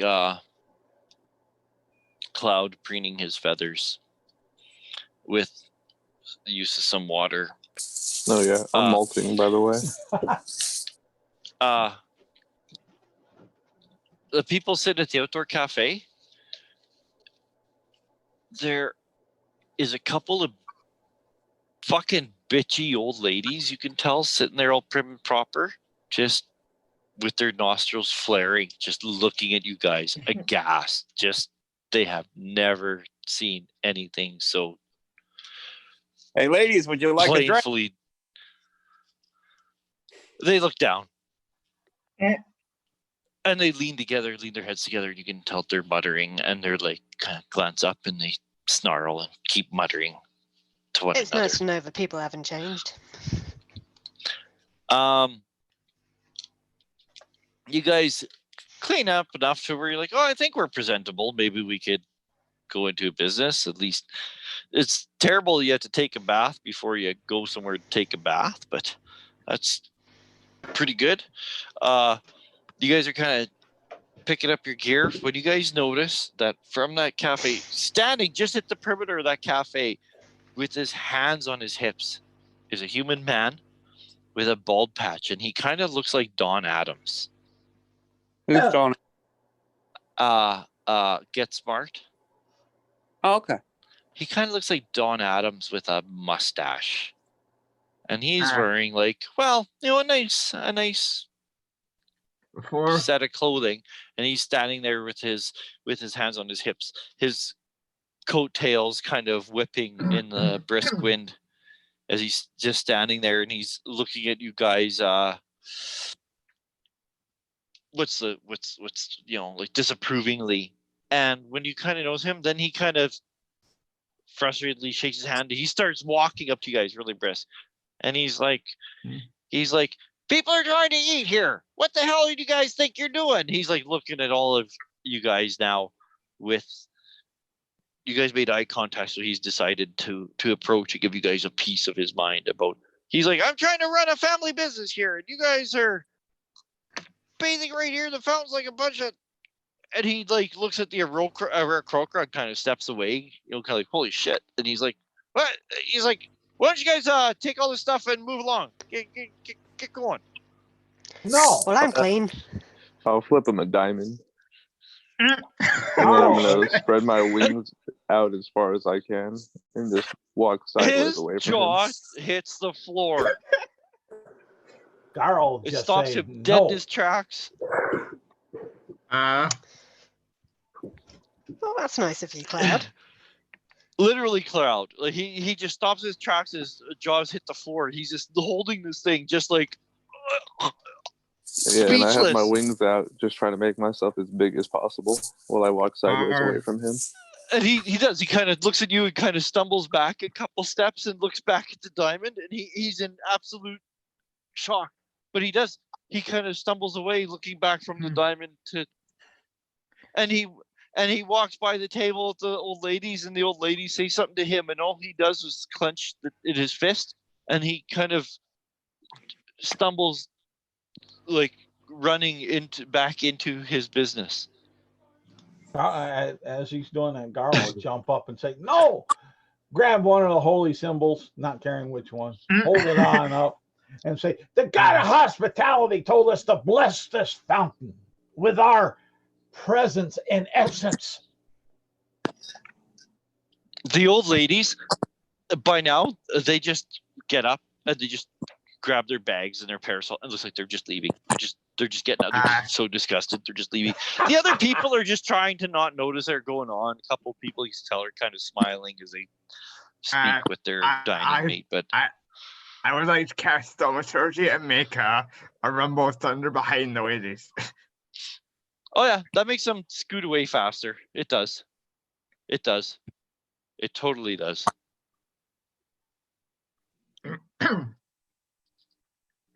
It totally does. Anyway, so yeah, you guys can get cleaned up enough for you guys feel confident to vote. And then ominous whispers in one of their ears as they're running away. Okay. As you guys are like kind of deciding, Is- well, okay, where do we go then? Because I imagine you guys will. Nicodemus, you had said something about the pies at Troll Skull Manor. So you guys have to go back to the opening of the cul-de-sac. That's Well, it. Just if you recall correctly, Troll Skull Alley is where the Waffle crew Yeah. live, sell Yeah. pies. oh yeah. But, okay. Yep. By the way, Who, rumors I've heard the reason who they is canceled this? the show is because one of Who is the this? guys on Waffle there crew? was involved in a scandal where he was sending pictures of himself in a costume minus some parts of the costume, making it rather risque to women for the show. Oh yeah, I have no idea. All I know is once Christopher stopped doing it, I lost interest. No, that's right. He didn't do. He stopped Penny Arcade. Yeah. Or not Penny Arcade. You know what I mean? Acquisitions. That's what it was. He stopped doing acquisitions. No, I don't know. I didn't hear anything about it. I just know it just stopped, and I actually didn't supposed even to watch the reach- last 3 episodes. A new one up with sometime with Perkins running it, and I believe Evelyn will still be in it, and the other guy, but not Holly, and not the dude who was involved in the scandal. That's why they stopped it. It's because Well, of that. I'm sorry you don't get to see Anna. Do which is one I really liked from Anna. It Which was one? on their channel. Yeah. Whatever channel she's on. Miss Clicks, I think. Yes, Miss Glex, exactly. She did the Lost Mines of Phandalin. Oh, really? She DM'd it. Okay. I think I saw like the opening episode or something, and it was just so horrible. Oh, I it think- was. It was good though to see like a newbie DM. It was really fun. It really Okay. was. Because like my tabletop group, I don't know if I told you guys that, but I'm like, okay, guys, I've been like DMing here for like 4 years. I'm kind of burning out. One of the guys manned up, put on the big girl DM panties, and he's like, I'll do it. It's like 3 sessions in, he's already like, he's already overwhelmed. Anyways,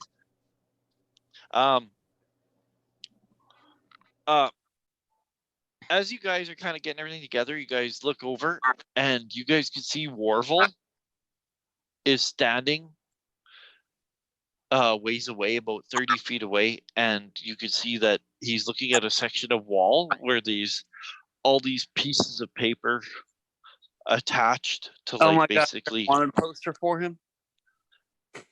And I was gonna say exactly, he just tears it down. Is like he's reading something and he just crumples it up and he comes back over with his head hung low. And yeah, and you can tell he looks kind of more nervous than he has been for a while. Yeah, that's.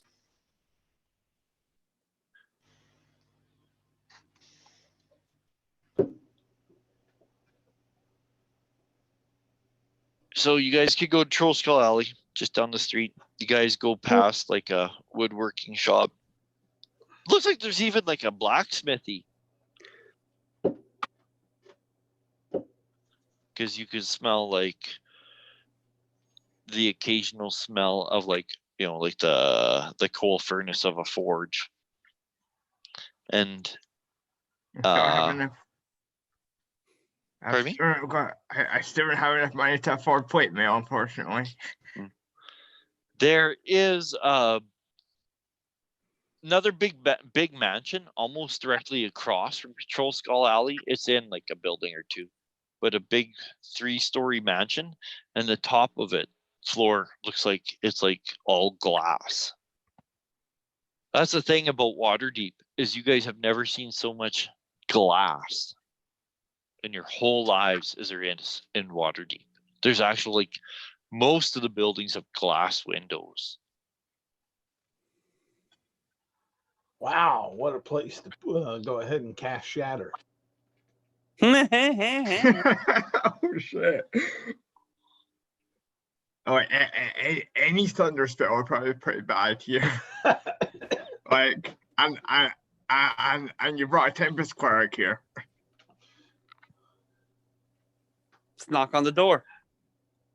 Yeah, well, yeah, Troll Skull Manor. You could go up the stairs. You could park your horse near that carriage,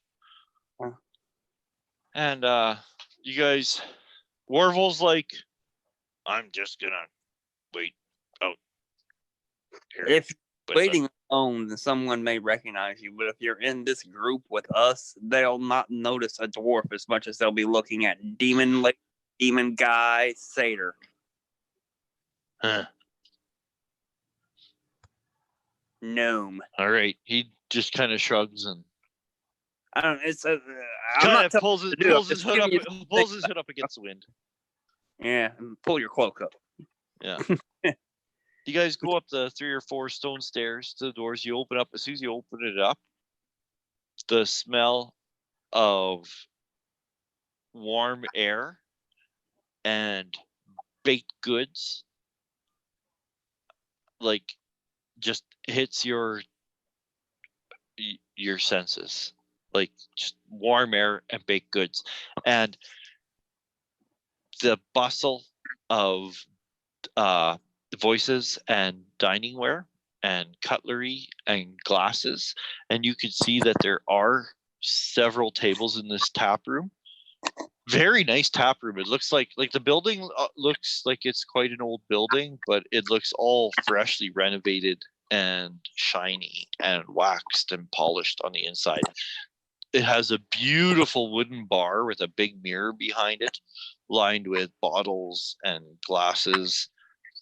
There are people sitting at tables in groups of 2 and larger. Again, all dressed like a minimum upper middle class, right? A lot of young people.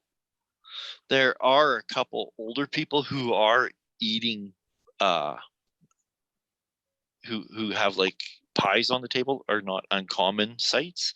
Everybody is, and everybody is enjoying something. There are servers coming out and carrying wooden platters with steaming pies.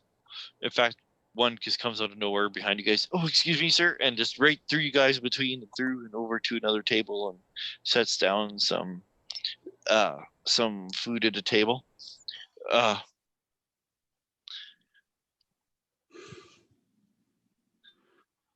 Bartender says, "Well, Matt." You could see that there's a half elf. A half elf. Wait, do you think adventurers are working in the bar? Fair enough. Some, sure. I mean, when they retire, I plan to. There's at least one retired adventurer that works in a bar. Yeah. Durnan. Well, waiter, Garl, say, what type of flour do you use in your bread? He's oh god, gluten intolerant. Oh, I think we have almond flour. Cattail? I don't know. You said you use gnome ground bone flour? How dare you? He says, no. That was a long time ago. There hasn't been actual bone flour used here in, well, I think it was 30 years. I'm not sure. Because the orphanage closed down right after that. Jesus Christ. And Carl look around the establishment looking for other gnomes. Oh, and just one thing, Alex. That's canon. Hey, Michael? Oh, that'd Huh? be beautiful, is it? No, it's Canada. I don't remember. Did Chris Perkins talk about that? Maybe. Yeah, yeah. At one point, Troll Skull Manor was an orphanage, and then it just Oh yeah, I recall they're that. being and then they're being like cannibalized, so it was shut down. And it was the other reality or They something. just they ran out of stock Dude, or what? But they didn't delve much into it. I forgot. about that. Yeah. No, it's actually in the Waterdeep Dragon Heist. If you read about like the history, yeah, it's actually in there. And it was like an orphanage where they're cannibalizing the kids, baking them into pies. So no, that's just part of the history. That's why some of the people come here, he says. You must be one of them. What can I get you there? I'll have a kindergarten. And as he's talking, you can see like off the racks, glasses are just coming on their own accord, or coming off the racks and turning over and being placed down in front of you. Go tink, tink, tink, tink, and as these glasses are moving, he just grabs a bottle and begins pouring.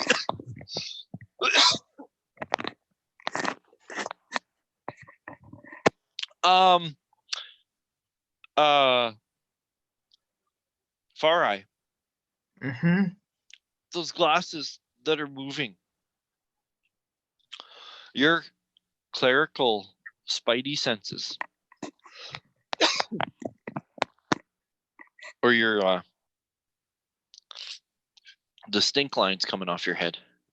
Your clerical spidey senses are telling you that that's not telekinesis. That's a undead. Like that's like some sort of. Well, you're saying that there's a ghost Unholy carrying power. the glasses? Yes. Yeah. Oh, A yeah. poltergeist. Maybe not a ghost, but some sort of unseen undead. You feel it. You're a What, cleric. you You mean- feel it. So it's okay. Shit. Okay. Well, But yeah, you see that it's placing glasses down for the half-elf bartender to pour drinks into for all of you. And then once the glasses are down, you can see that there's a rag at the end of the bar that again resumes wiping the bar. As like when the glasses are put down, it goes over and starts wiping the bar. so sorry, I sense this, but Nicodemus doesn't. Well, I guess you're a cleric too. Yeah, you would. I just Yeah. picture it was closer to your side, but yeah, you notice it too, that when it walks by to go wipe the counter, you're Unholy? like, whoa. Pardon me? Is it infernal or unholy or anything, or is it just a spirit? Just a spirit. Okay. But it is an undead creature. An Okay, but- ethereal kind, or whatever. A ghost, a specter. Spectre? You don't know. Uh-huh. Ghost, specter. something. Do we want to turn undead? It seems to be working right now, but So what's the story with your unseen servants, sir? he says more the history. He says it's I think it's the old bar. We think it's the old bartender. He says it was and he leans in and whispers across the bar so that the rag wiping down at the end doesn't hear. And he says it was more of a pain earlier. He says, but once they decided to reopen the place, it just continued working like nothing had changed. Before that, it was trying to chase everybody out, but now that it's back to business, he shrugs, it seems okay. Anybody want to speak with dead? Does it ever harm anybody anymore? And he shakes his head. He says, no, not since it reopened. He says it used to try to chase people out and would do things to people, but now that we've been open, all it does is things like that. He says wipe the bar. What kind of Once we thing lock does up, once we lock up, he says if I forget to flip the sign, it'll flip the sign. He says it'll sweep the floor sometimes. What if somebody comes in the middle of the night while you're closed? That hasn't happened yet, but I'm sure they get quite a start. Because what kind I'm of pretty things sure did it do before this opened? Pardon me? What kind of things did you said it did things to people before it opened? What kind of things did it do to people before you opened? Oh, touch them, pinch them, mostly scare them to get out of here. I don't know if Okay, I mean, not like we drain did their find soul or skeletal. anything? Well, I don't know The if life it ever force. came down to that. Sounds like no live complaint. Are you trying to figure out what it is, Michael? If you want to roll in religion, I think, or an Really? arcana. No, I do not. That's no. I'm just. Well, as My long as it's not. curiosity peaked. How He about says, that? no, just this place is a real. By now, like your glasses are poured and there's like nice amber. He poured basically the same thing for all of you, and it's a beautiful glass of beautiful amber liquid. Well, as long as And it's not causing any problems, I have no issues. he says, no, not no longer. As I said, once this place got back to business, I mean, it was abandoned for a long time. He says, Volo, you guys know Volo? Yeah. Valentine? Yeah. I bet. He says, I hear he wrote a rather interesting Creatures from Monsters. he did. He might even be here tonight. He shows up when he can, but I don't know. He might be down in Baldur's Gate. I don't know. Was he able to identify this poltergeist? It was like someone who used to tend bar here. Garl, hearing this conversation, has made up in his mind he will not touch that drink or anything that is served in here. Okay.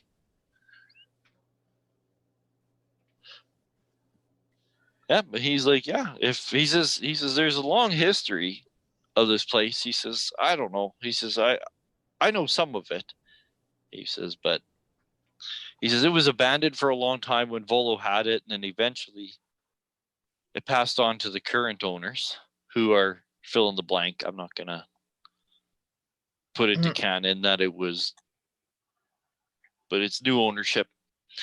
They got it from Volo for doing him a favor, and so far it's been open and doing well.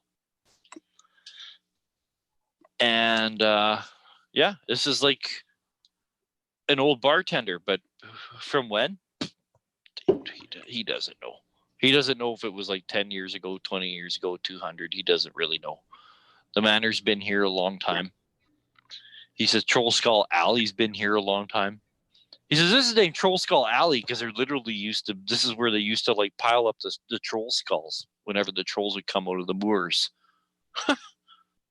And they'd like kill them. They'd pile up all the skulls here and burn them. And he says, so this is Troll Skull Alley, Troll Skull Manor. History. PBS. He says, would you guys want something to eat? Yeah, I'll take a kindergarten pie. Okay. He I'll laughs. take something off the daycare menu. He laughs. As I said, that's part of our history. He says, they don't do that no more. He says, but there are meat pies, there are fruit pies. He says, usually everything is pretty seasonal. But he says, there's other food and drink, of course, too. But the pies are kind of what we Garl are famous for. Garl will be looking around the room to see if there's any other gnomes about. Sure. And then he'll start counting gnome heads to see and see how many come up missing while he's there. Any interesting information coming your way recently? And he stops counter wiping, and you can see like this bar is like beautiful, like the actual bar top. Yeah. It looks like it's the center of like one massive log. It's so shiny it looks like it's wet, and but yet you can feel like the texture of the grain and other imperfections in its surface, but it's still mirror smooth to touch. And he just kind of leans his elbow and he shrugs and he goes, I don't know, I hear a lot. He says, like what? Hear any Well, rumors of giant attacks?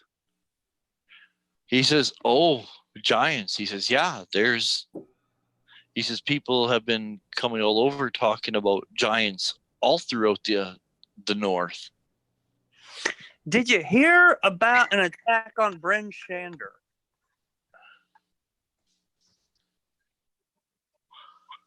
And he says, By frost giants. well, we heard the frost giants are attacking the coast all over, but nothing's come to Waterdeep yet. And you can see Serac, you can see like a little bit of relief in his brow as he. Part of the reason might be is because up at Fireshear, was that it? The frost giants were driven away by the work of some famous heroes who blew up a warehouse full of smoke powder. And He says, and he points at you and he says, now that I heard of. You heard of that? That, he says, I heard of. The heroes were who did that.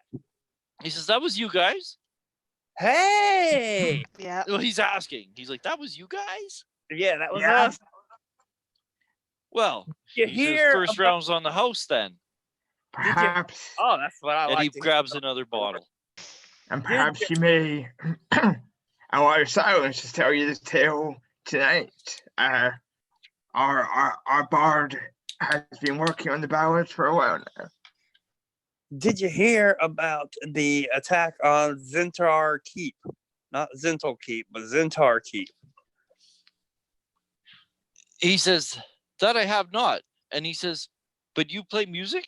He says to silence after he's told that. Yep. I play a lot of music. Oh, you want to hear something? Be my guest. And he motions over and you could see that there is like a little raised platform. I would not call it a stage. Would But- you like some backup silence? Basically, That'll be good. Yes. it's only like about 18 inches off the ground, and well, the two of you could easily go up there comfortably, but really it'd be like, yeah, it's not much of a stage. I wouldn't call it a stage. It's just a raised area. At most, Right. no, 10 by 10 is too much, even. Smaller than that. An old Bigger than sci-fi 5 by 5, smaller than circle. 10 by 10. Yeah. And it's just against the wall. And you can see that there is like a couple little like sconces for torches or lanterns for lighting. And there already is a tall stool up there. And that's really it. But when you go and you step up there and you're like, you sit quick, you take off your backpack and you dig out your instrument and you sit down and you begin just tuning and warming up softly to yourself. Silence, you can hear that like how the corner acoustics are projecting the sound out and the vaulted ceilings in here in the tap room.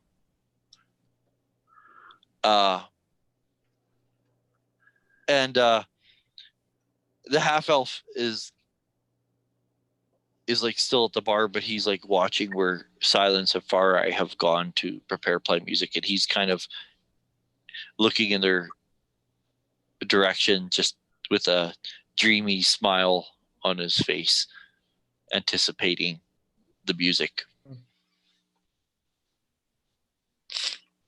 And then he attention kind of snaps back to the rest of you there. And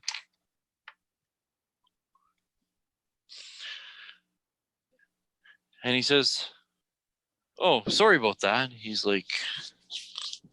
says, "I love it when people come in here to play music." He says, "Get her to talk to someone after. We'll make sure that she's paid if she's good."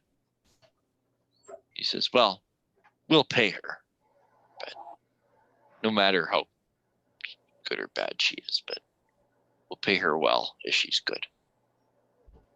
And he says, "Anything else I can do for you?" He says, Do you have any rumors of any giant attacks that have happened more locally that we could possibly intervene on, since you know that we are well, let's just face it, we are known and legendary giant killers. Anyone willing to he says, "I wouldn't know." He says, "But I'm sure it wouldn't be hard to find, he says, hell, even a caravan or that needed protection, or if you're to go to Castle Waterdeep, maybe they have official missions going." He says, "I like Sir Bar all day and I party and sleep at night." He says, "So I only know what others tell me around here." And he's like, "But he says, as I said, I'm sure even from a caravan to missions," he says, "because I know that there is a bit of growing concern about these giant attacks, because, well," he says, "now with like harvest beginning to come in and being transported," he says, "well, that can't be interrupted because people will need to store food before winter comes. It'll be a long winter if there's no food. And I've already heard concerns of some disruption to that." And you could just think 2 million people here in one city. Like, yeah, if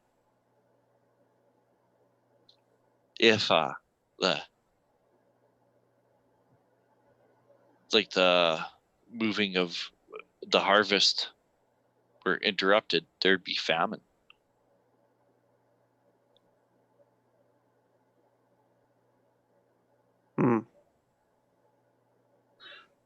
Hold on a second, you guys.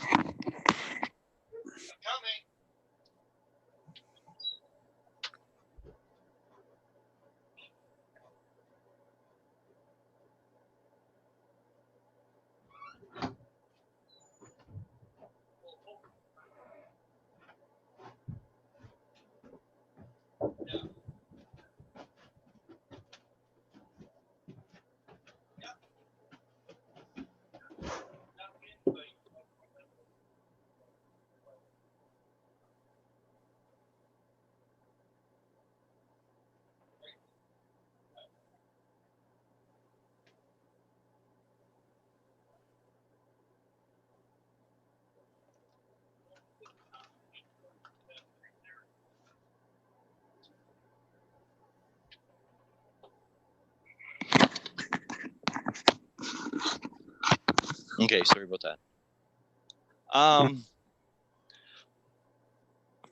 Yeah, well, I don't know.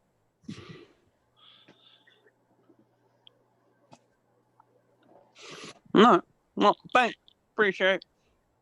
You guys can get food here. You can get drink here. You guys can get lodging here. They don't have like a whole whack of rooms, but they have enough rooms for They have rent. the horse and the wagon.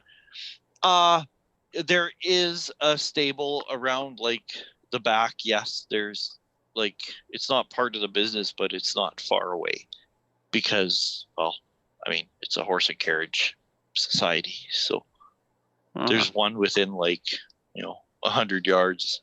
There's a stable. Oh, hi, Luke. I think. Hi. I think Garl, as far as he'd want, he'll sleep in the wagon there, especially after hearing all the uneasy tales about the undead and small people being ground up for meal.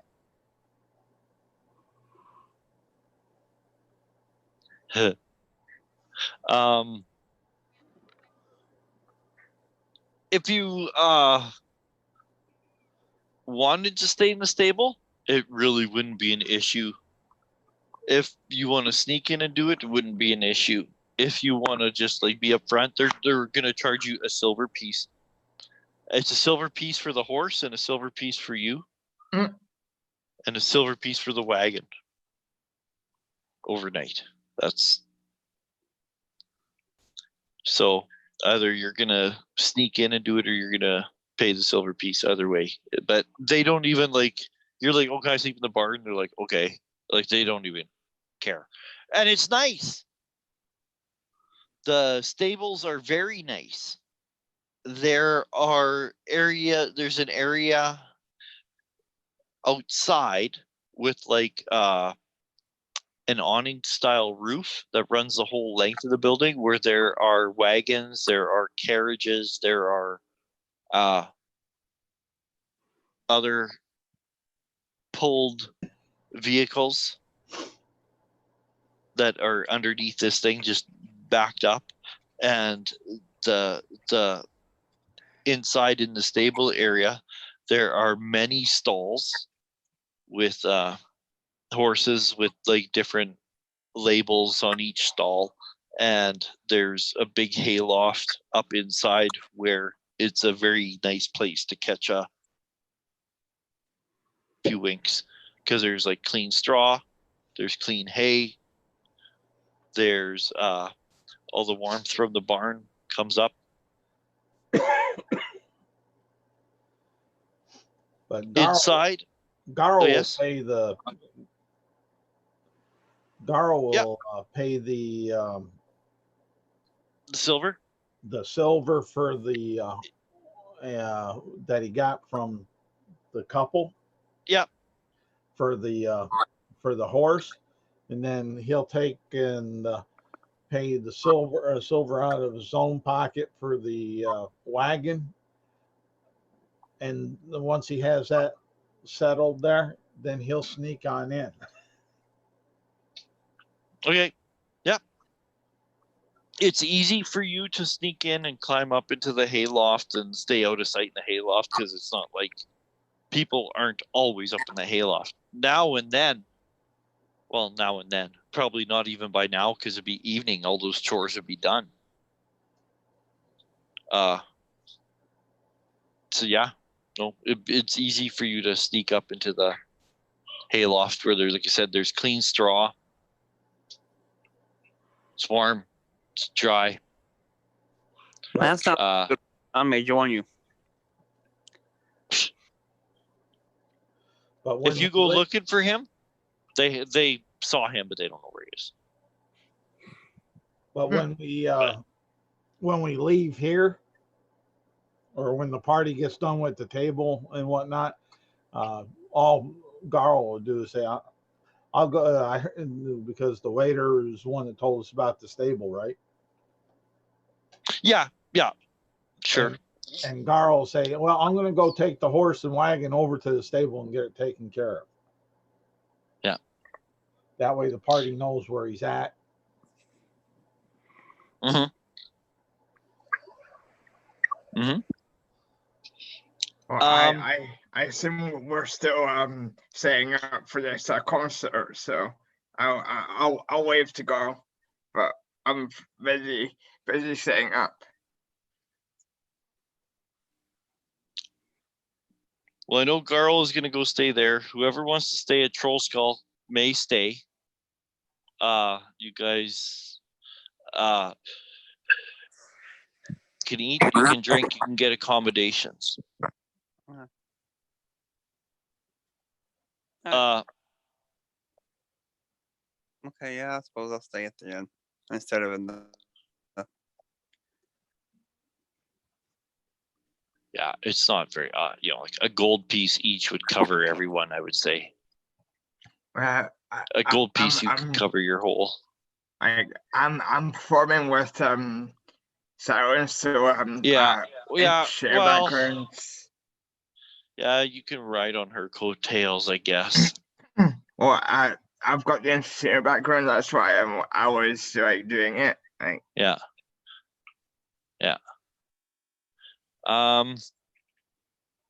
I mean, I'm happy to like you do the help action and give her advantage on our performance. Sure, do that. Roll a performance check, Silence. A charisma performance check with advantage. Would that be my proficiency bonus of 3 or? Yeah. Okay, so my charisma is 4, proficiency bonus 3, so that's 6 if I count. No, wait. Okay, and 7. and because this is role playing, I want you to roll with advantage. And because technically, I think you would. Wouldn't you give yourself like a bardic inspiration? Inspire Yeah. yourself with bardic. You're not allowed to inspire yourself. Only other people. Yeah, that's true. Are you But sure? I can give Yeah. her a guidance. Well, there you go. So add a guidance. Yeah. So roll your d20 twice. Take the highest, add your +7, and then add another d4. So die 20, a d4. I don't have guidance, so it would have to be Nicodemus, does it? Nicodemus said he was gonna give one to her. I'd like the peak of the performance. I mean, Okay, so I did my 2 die 20 rolls and a die 4. Yeah. Yes. And I guess without a modifier in that one. Well, okay, would you roll in the die 20s? What's I the rolled highest? an 8 and a 24. I'm going with a 24. Okay, a 24 plus a d4. 1d4 unmodified, which is 2, so 26. Okay. 26, yeah. That's pretty good. Yeah, that's like pretty damn good. So Your music, I'll give you music. So pretty much take back your money. You guys don't have to pay for a thing. None of you have to pay for a thing. 26 is like beyond very hard, like approaching godly. So you regale the stories of you and your companions. You decide, well, because you kind of go through the same, like the standards, right? The last time you're in Waterdeep, you played like the stuff that was like, doing well then, and people, still remember. And there's like, there's a couple that like you're not sure if they're too trendy and they might have been forgotten. You try them, but no, there's still some people who are like, I really appreciate you playing that one. And go ahead. I was gonna say, as the night progresses, it's kind of at the point where like you're not even sure what to play. You're kind of running out of material, so you're like, well, you want. I got this tentative work I've been talking on that talks about Bryn Shander, Fire Shear, even a little bit again about Port Last, and about the dragon searching for the ring. You haven't named the ring. You've only used metaphors of it to talk about. You've made it like an ideal, symbolic thing about how they're trying to achieve an ideal. And you're like, well, I got this tentative work. I'm going to just try some of the words and some of the phrasing and try a couple like these chumps will never know. And it ends up being like astounding. It's ends up being an astounding performance of what's it called? It's like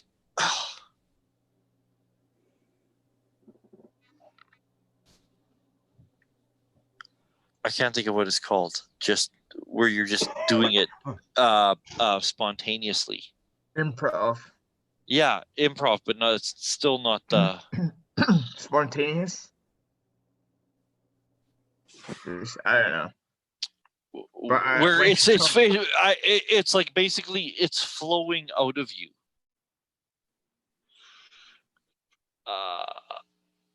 but when she- There's a term when for she writing, talks- right? When you're writing, you're just writing. You just put your hand down. You're just writing. It's You're in just the flow. You're in the zone. right. But there's a damn term for that. But for that outflowing, that outpouring of Mhm. creative. Anyways, and that's what happens. And you don't even remember like 60% of what you played or sung or whatever. You're just doing it to entertain these folks and trying out different things, and it just Back at home. yeah, when she talks exactly. when she talks about Far Eyes, lightning and thunder magic, I used my thought wizard to make more thunderous booms. Well, I was just gonna say, and that especially because of right, that too, about the thunder and the storm and the tumultuous upheaval and the maelstrom about to swamp everything and the chaos and the upheaval of it, which really rings a bell with you, Far Eye. But you guys have such a memorable performance that you guys don't have to pay for any accommodations. And like I said, here you can do everything. You can get clean, you can eat, you can drink, you can sleep, you can do Yeah. everything you need to do here. And I don't know if they were cleaning off my armor for me, but I want to get that done as well. Cause yeah, you can. It'll be sent out, but it can be done. There's just down the street. There is a smithy, and they clean and repair armor. Yeah. they deal with arms and armor. It's not just door hinges and horseshoes. At some point in the night, Nicodemus, because like it's basically all in the house. You're like enjoying all the variety of spirits. They have a huge variety of spirits and ales and wines. Like it's nice to be back in civilization because there's everything. Like they have so much for you to sample. Let's quite summon the satyrs again. Huh. Oh, hold on, I gotta shut my door. Dog opened it.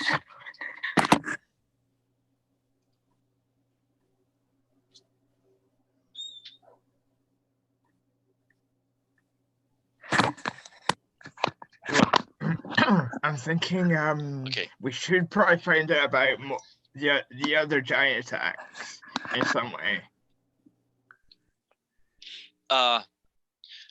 Serac, at some point, he's eating. You see, he's eating. He's maybe not drinking and getting drunk, but he's been eating. And right now, he's got like I don't know, like basically a roast. You don't know. It looks like a roasted chicken, but it looks a little bit too big. Maybe it's a duck, a goose, something. But he's eating that, and he smiles, and he says, I found out where the Roaring Horns live. Awesome. And Where? he says we're very close to them because remember I did say it was in the North Ward. And he says, or did I? But he says they're here in the North Ward. Their manor's not far away. I'll be right back. I mean, it's late at night now, but he says,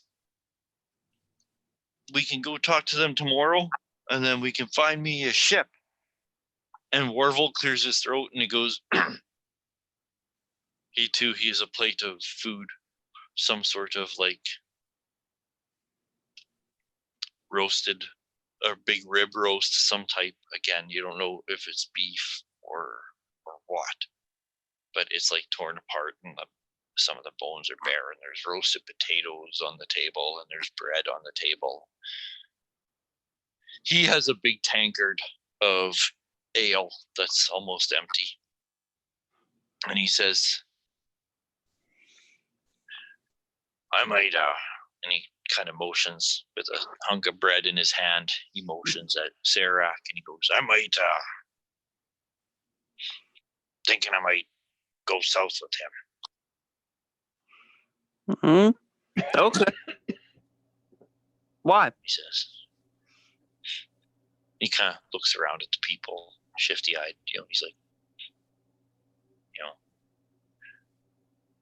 there just might be too many people looking for me. Fair enough, but we've been doing a pretty good job of keeping you safe. Well, do you for think now. Sarah will be able to keep you safe? Well, I was hoping if I go far enough south, they won't be looking for me. Well, fair enough. Good point.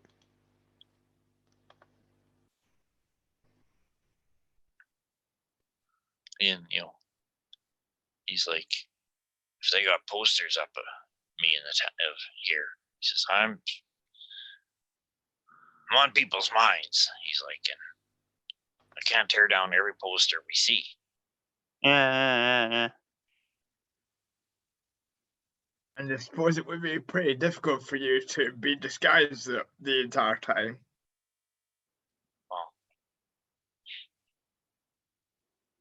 Well, I wish you luck anyway. He's like, but I didn't want to just do it. I wanted to know, after all, you guys spared my life, so it's up to you if you had different plans.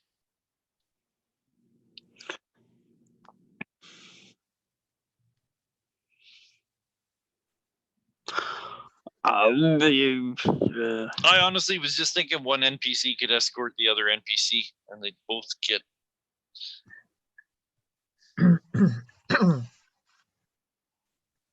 Well, you guys can see if you guys do just if you guys did look at a wanted poster, you guys know what they're asking. Like, the reward is 5,000.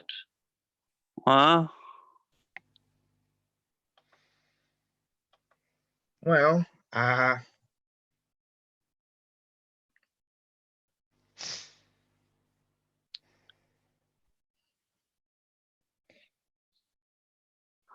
it's a lot of money. Hey, how about you turn it in and then split the money with you? I mean, how long will you be in for? You have the money when you.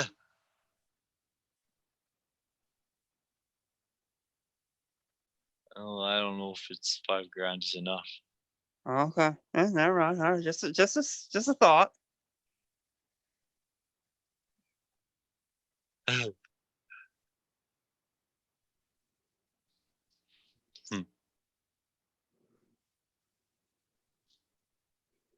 think if we were gonna turn him in, we would have done it by now.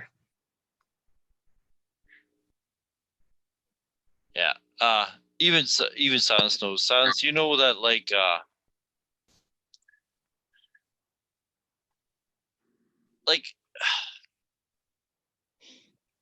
Waterdeep does not infringe on.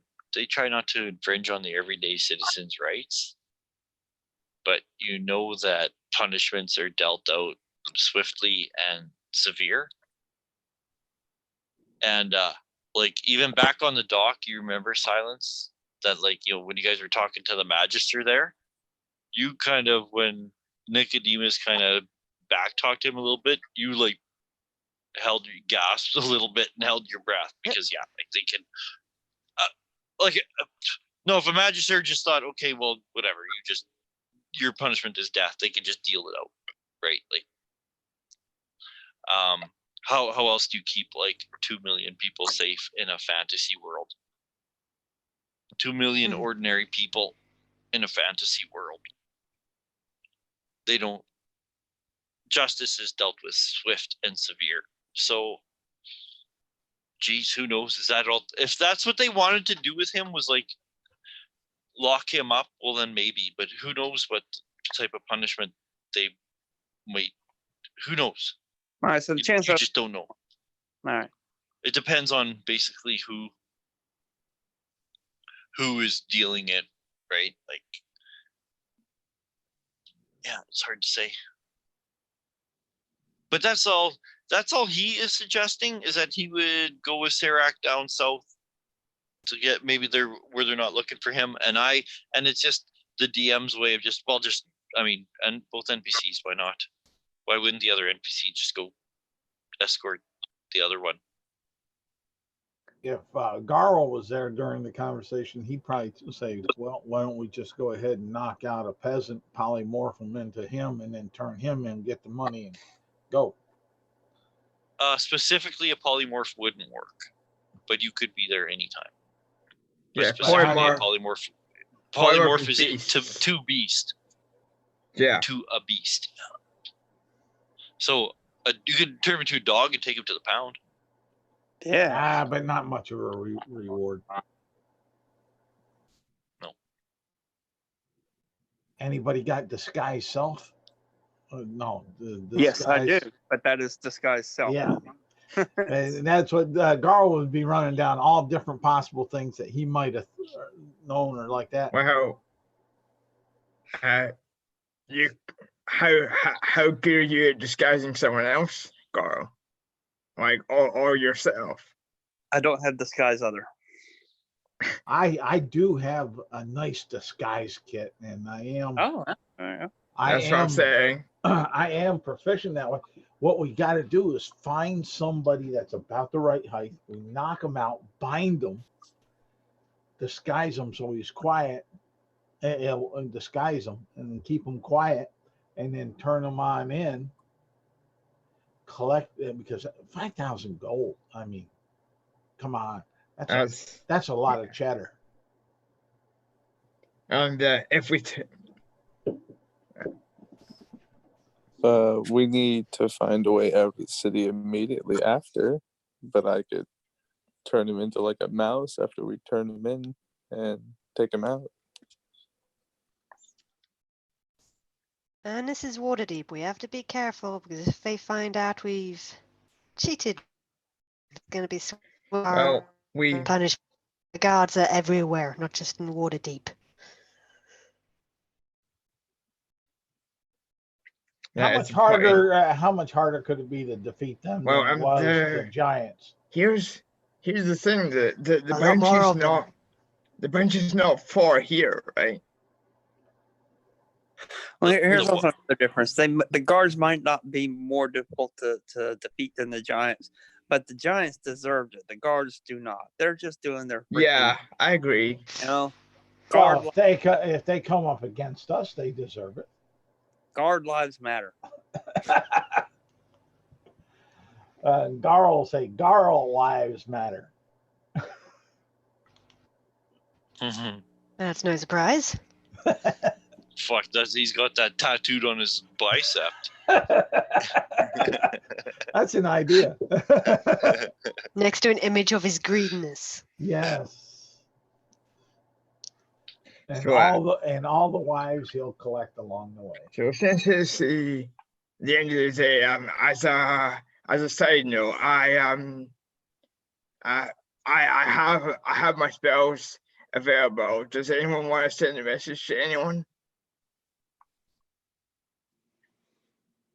Not at the moment that I can think of. Carl will say, yes, I need to send one to my greenness. Let her know, Okay. watch out for the giants. They're on a rampage. I'll be home soon. Keep the furs warm. Okay. I cast sending and I repeat what Carl said. And yeah. And say from Carl at the end because that's nowhere near the number of words we're sending.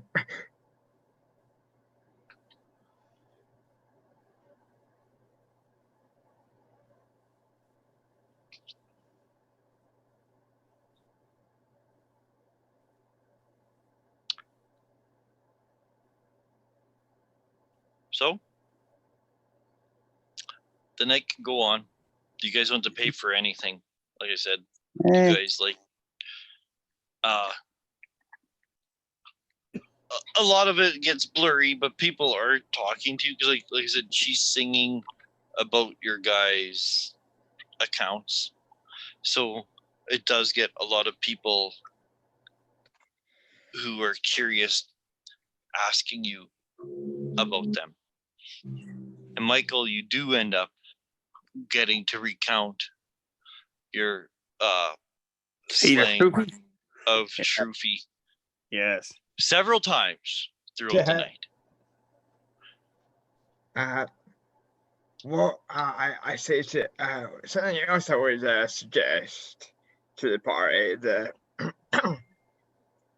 if we're looking for information on where the giants where the different giant attacks have been, we may want to try to get in contact with the Harpers. Remember we met that gnome a while back who was a member of the Harpers, and I don't remember if he gave us a contact and that we could talk he to. told you guys if you guys were in Everland, who to get hold of. Yeah. But it wouldn't be hard for you guys to like, if you want to like try to contact some Harper connections here, you guys could possibly do that because the Harpers would have some sort of hold in here in Waterdeep.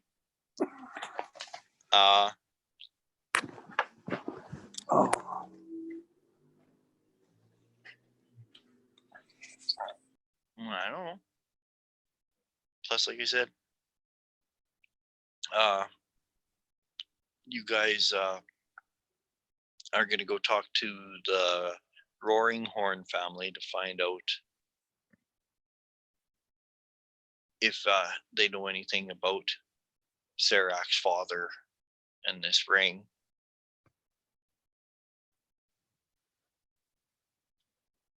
Yep. In the morning we'll do that. Anything else you guys wanted to do for the night? Well, I will fly over the city and do a lap, and then I'll come and turn in for the night. You go and you take to the air, and you are like it's nighttime, but there's like the streets are lit, whether it be with gas lanterns or with oil lanterns or with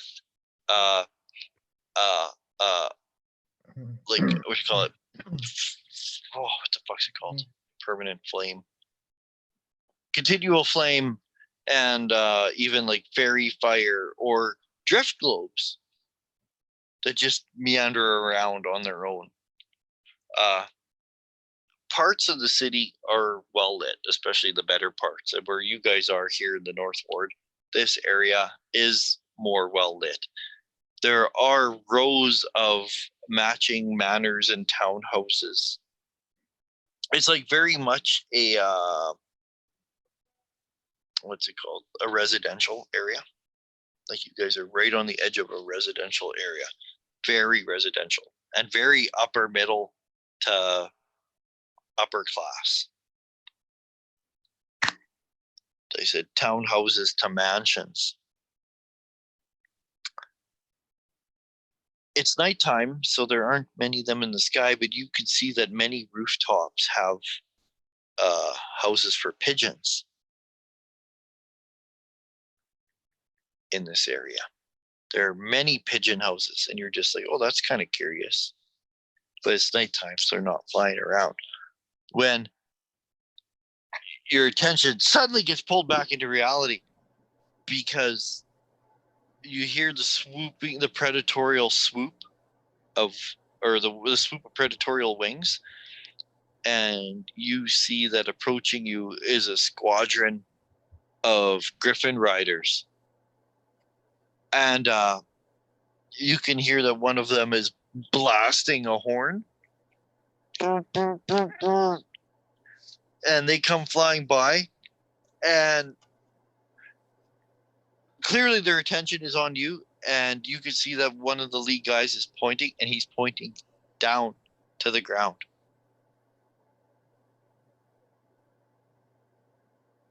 The hell?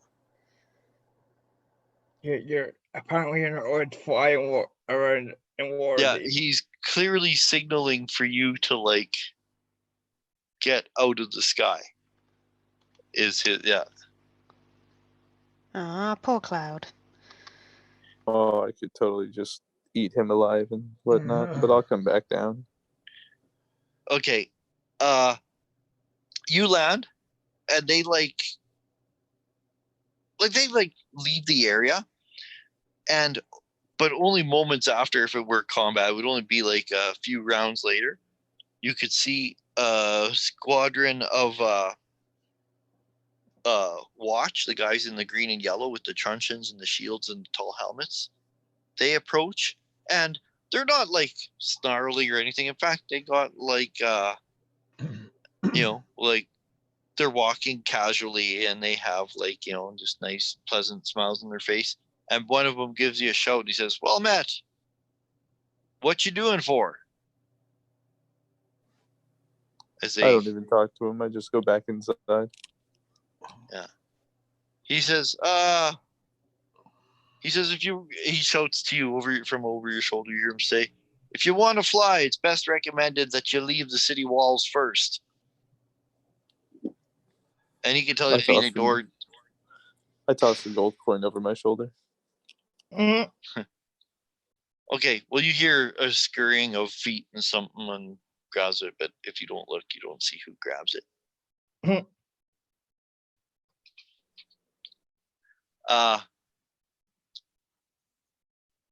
But you're like in this area where, like I said, it's like mostly residential.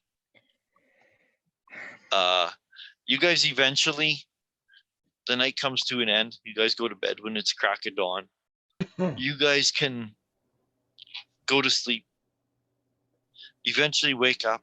You guys can, right in this area, maybe not on the cul-de-sac, but right in this area, you guys can go for like a proper bathhouse and have like a bath and a shave, or get clothing mended, or purchase some clothing. If you guys are gonna stay at the Troll Skull, which you guys are, because the music, especially if you guys are gonna play again, which you're almost like forced into promising that you would perform again. So you guys can like buy clothing and leave your armor behind if you want, and look a little bit more civilized, or anything you want to do to that sort. And I bathe and get some good clothing for that.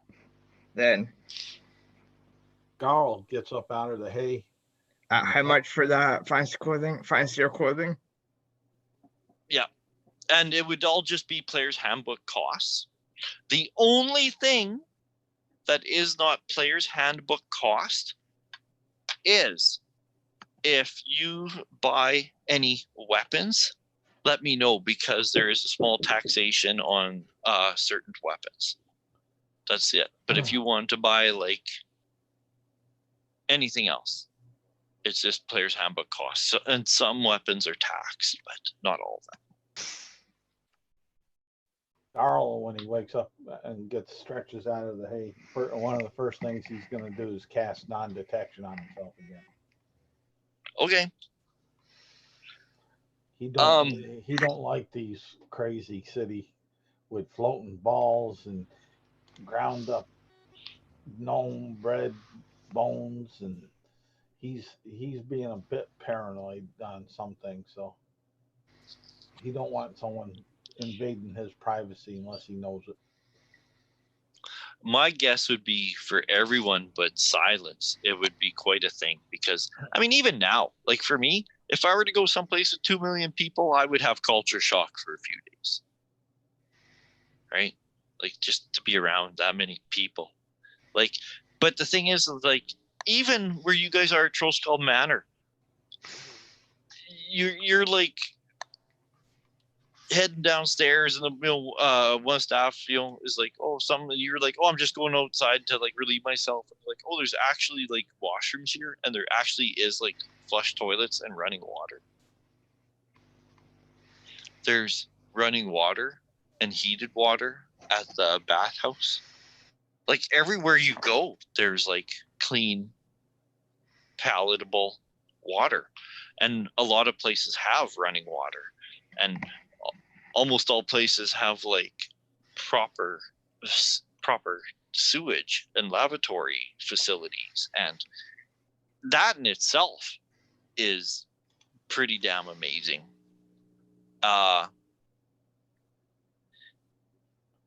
Garl's idea of running water is that fountain where what he's calling the public bath, where the water is running from the top and trickling down and recycling.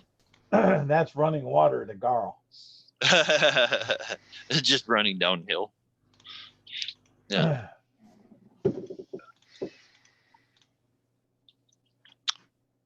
So you guys can pretty much spend your morning doing that, doing all your toiletries, doing any shopping, doing any sleeping in and stuff. And if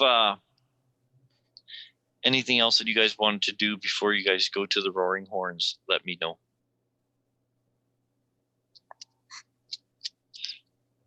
I'll take that as a no. Yeah. So yeah, I'll buy some fighting clothes for 15 gold pieces. That's fine. Nice.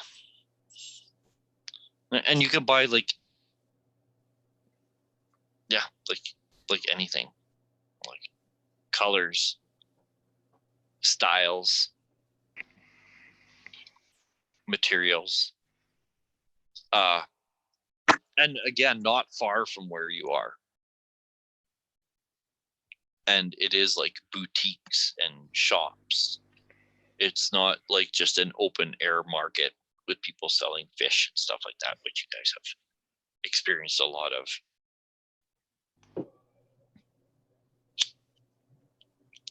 As I said, Waterdeep is known as the city of splendors, and the amenities and shopping is part of it too. Eventually, you guys find yourself deciding to just walk to the Roaring Horns because it's not far away at all, because it is just here in the North Ward. You guys are just on the border where the North Ward begins. It's just in the North Ward. And it's, like I said, there's rows of multi-storied townhouses on some steep hills. During the day, now you can see, Cloud, that the sky is full of fucking flocks of pigeons and doves. They're all over the place, moving in formation in just giant flocks. They go across the sky, making their weird sounds as they fly by, and they come back, and they're all over the place. It seems like, and there are like ones that are pure white, there's ones that are gray, there's ones that are banded, there's ones that are speckled, but just these giant flocks of pigeons.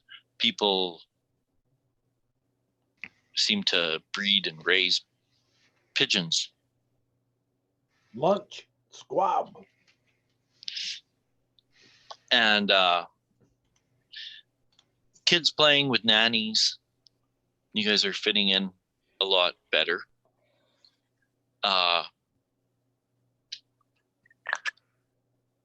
you guys make your way to like the Roaring Horn. All the streets are labeled, so it's not hard to find it all.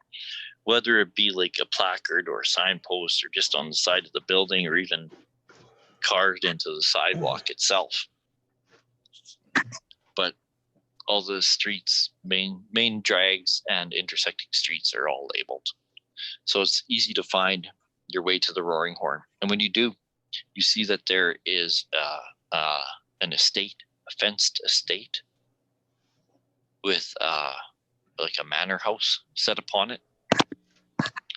And although it's only around noon, when you guys approach, you can see that there's a lot of wagons and carriages. And there is set up in the yard, you guys can see through the wrought iron that out in the yard. There's also like topiary trees and plants and flowers and stuff. But out in the yard, there's people and there's tables set up with like cloths and streamers and decorations, and again the smell of food cooking. And it is around noon, so you can see that a lot of people are nibbling and sipping glass and sitting under sun umbrellas, and it looks like that there's some sort of like party going on outside.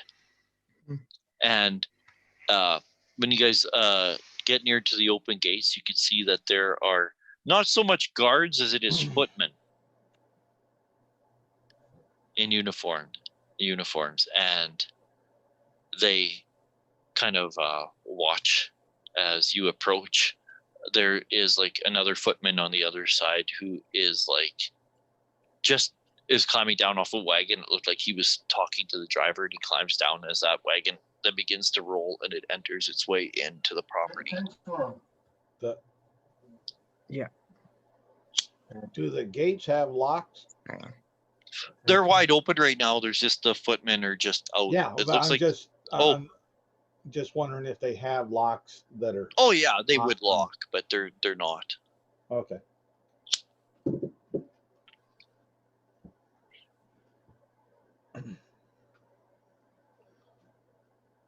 When you approach, they kind of look and they're like kind of scanning you, looking for something, and then his eyes kind of look up and he's like, "Do you have invitations?" Garl look up at the lock that's on the locks that are on the gates, and he'll say, "Those are cheap locks. I've made better when I was just an apprentice." As far as that, I'll hold out my medal as the hero of Bryn Shander. This is my invitation. I am the slayer of Trufi, the frost giant Jarl, and the defender of Bryn Shander. I come here bearing the son of one of your good family friends, Serac, who being chased by the frost giants, and we saved and delivered him. And Serac kind of like he's like kind of gives like a bob of his head, like, "Yeah, that's me." And he's like, "Oh," he's like, "There's a party going on right now, but," he says, "I'll go get Master Kelvar. Give me a moment." And he runs, like sprints. And he just sprints down like the road entering the property, and you can see him just run. now is he Running. human? Is he Yeah, human? he also was a human too. He Okay. was a young boy, about 15 years old, blonde hair, in like kind of a fancy doublet Okay. and stockings. Just footman. You could see that like another carriage comes rolling up, and you can see like one of them climbs up again, and they talk to the driver, and they get showed some, a slip of paper, and he hops down and goes rumbling again. It doesn't take long when that boy comes back, and he's not even puffing though when he comes sprinting back. And he says, "I found Master Kelvar. He's coming right this way." And it doesn't take all but a couple minutes when walking up the roadway, talking to people. You see where people stop and talk to him, and he has to acknowledge them and shake their hand and chit chat. You can tell just by his body language that he's like, "Oh, please give me a moment. I must deal with this right now." But you can see walking up is a man who appears to be in his 30s, kind of handsome, human. wearing robes. The He damn too politicians. he too is carrying, walking with like a walking stick, and alongside of him is an armored figure that shadows his every move, and it stands almost like 7 feet tall, like full plate armor, Dude, helm covering the whole face and head. Just you do know over. and Fine, eventually come there's up- your plate armor. and he comes up and he sees you guys, and he gives like a quick nod and a bow, and he says, "Well, Matt, I hear you wanted to speak with me?" Questioningly. He says, "Oh, pardon me." He says, "I'm Kalvar Roaringhorn." And he extends his hand. And to introduce himself to all of you. You're going to introduce yourselves directly to him?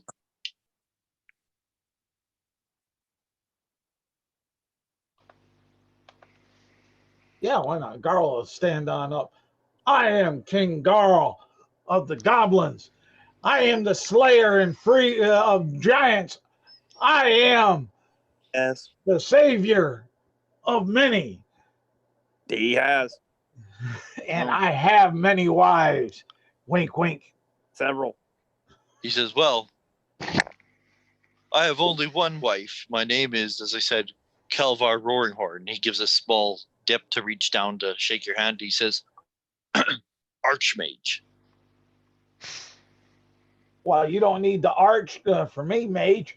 Just reach on down. I'll reach up. He laughs. You guys, rest of you guys do your introductions, and he nods. He's like a friendly enough guy, like amiable, and as he's shaking hands, he explains. He says, "Sorry," he says, "we have family in from Cormier, so," he says, "we've been planning to feast and celebrate with them," and he says, "So I apologize for the distraction." And when he gets to Serac, and Serac like introduces himself, and he's like, "You know my father," and he like a point of recognition on his face, and he shakes his hand and he hugs him. He brings him in for a hug, and then he kind of laughs, and he's like, "Oh, I know your father well, and it's been quite some time since I've seen him. Where is he at?" And Serac kind of looks around Hoping you could help uncomfortably. us with that one. Oh. And he's, "Oh, I was hoping you would." Well, if this is about business concerning your father, he says, "Please," he says, "forgive my rudeness. Forgive my rudeness." He says, come, follow me." He says, "Enjoy the hospitality." He says, "This is for family." He says, "Well, your father is practically family to me, so come." He says, let's go to my study where we can talk in private and more comfortably." And he leads you in to the property, to the cobblestone way. As I said, people are like blah blah, and even like little kids run up to him and they're like, "Kalvar," and they're like, "Do that again for us." And he just quick prestidigitation. He makes like a loud bang sound, and they scream and they run away. And old woman stops to, "Oh, the shrimp are lovely. I have it. Last time I had shrimp that big, they called them lobsters. Oh, it's delicious." And people are just, whatever. He's like hosting a party right now. People want to talk to him, but he very politely is able to slip away without telling them too much as to why he can't talk right now. But you guys all read through, and some people acknowledge you, but most don't. After all, it is a family function. He leads you into the house. You can see that there are more footmen, young boys dressed as footmen. There are some young girls who are also dressed in the same footman uniform. There's even one old man who is like kind of giving orders to some of the younger servants as you guys walk through the house. And a woman with like an apron and a bonnet who has like clearly is like preparing food is like, Master Calvar, there seemed to be a problem. And he's like, oh no, just I have some unexpected guests that I must take care of this, so I'm to my study. And she's like, oh, I'll bring some refreshments. Have some refreshments sent for you. And he says, oh, that would be lovely. And he goes on and leads you guys through, and you guys go through like the main foyer of the house and like past the kitchens and a dining area which isn't being used for dining, but which is being used to prep food that is going out to the yard. He then leads you to a hallway where there's a small turn with a nice polished wooden door. He opens it. It doesn't seem to be locked, but you do feel the pulse of magical energy when he touches the door to open it. You go into a study that is lined with shelves, leather chairs, leather couches, polished tables, a rug in the middle, a fireplace which is currently unlit, a mantle with some... Currently unlit. Can somebody light that? Oh, if you want. Do you say that? Yes. Okay, well, he'll... I look over at Far Eye. It kind of side eye. Hey, can somebody light that? And I look over at Far Eye. It's a fancy fireplace, so it's ready to go. Right? Like it's got the wood and the kindle, everything's all set up. It just, so it's like whenever he comes, if the master wanted a fire, all the servant have to do is touch it with that's necrotic energy. I can't start a fire with necrotic energy, can I? How about thaumaturgy? Could thaumaturgy do it? I would say no. Thaumaturgy can't light. It's not listed in the thing. I have fire spells. I can change the flames when they're already there, but I can't create it with thaumaturgy. I bet you a cloud could, or Far Eye could, or not Far Eye. Silence or cloud could. Yeah. Darl will start walking over there with his tinder box. That'll work too. That'll work. Don't try to be cool or anything. Of course, actually, I have to say that in this day and age, somebody pulling out a tinder box and lighting it, it's kind of cool. It is kind of cool.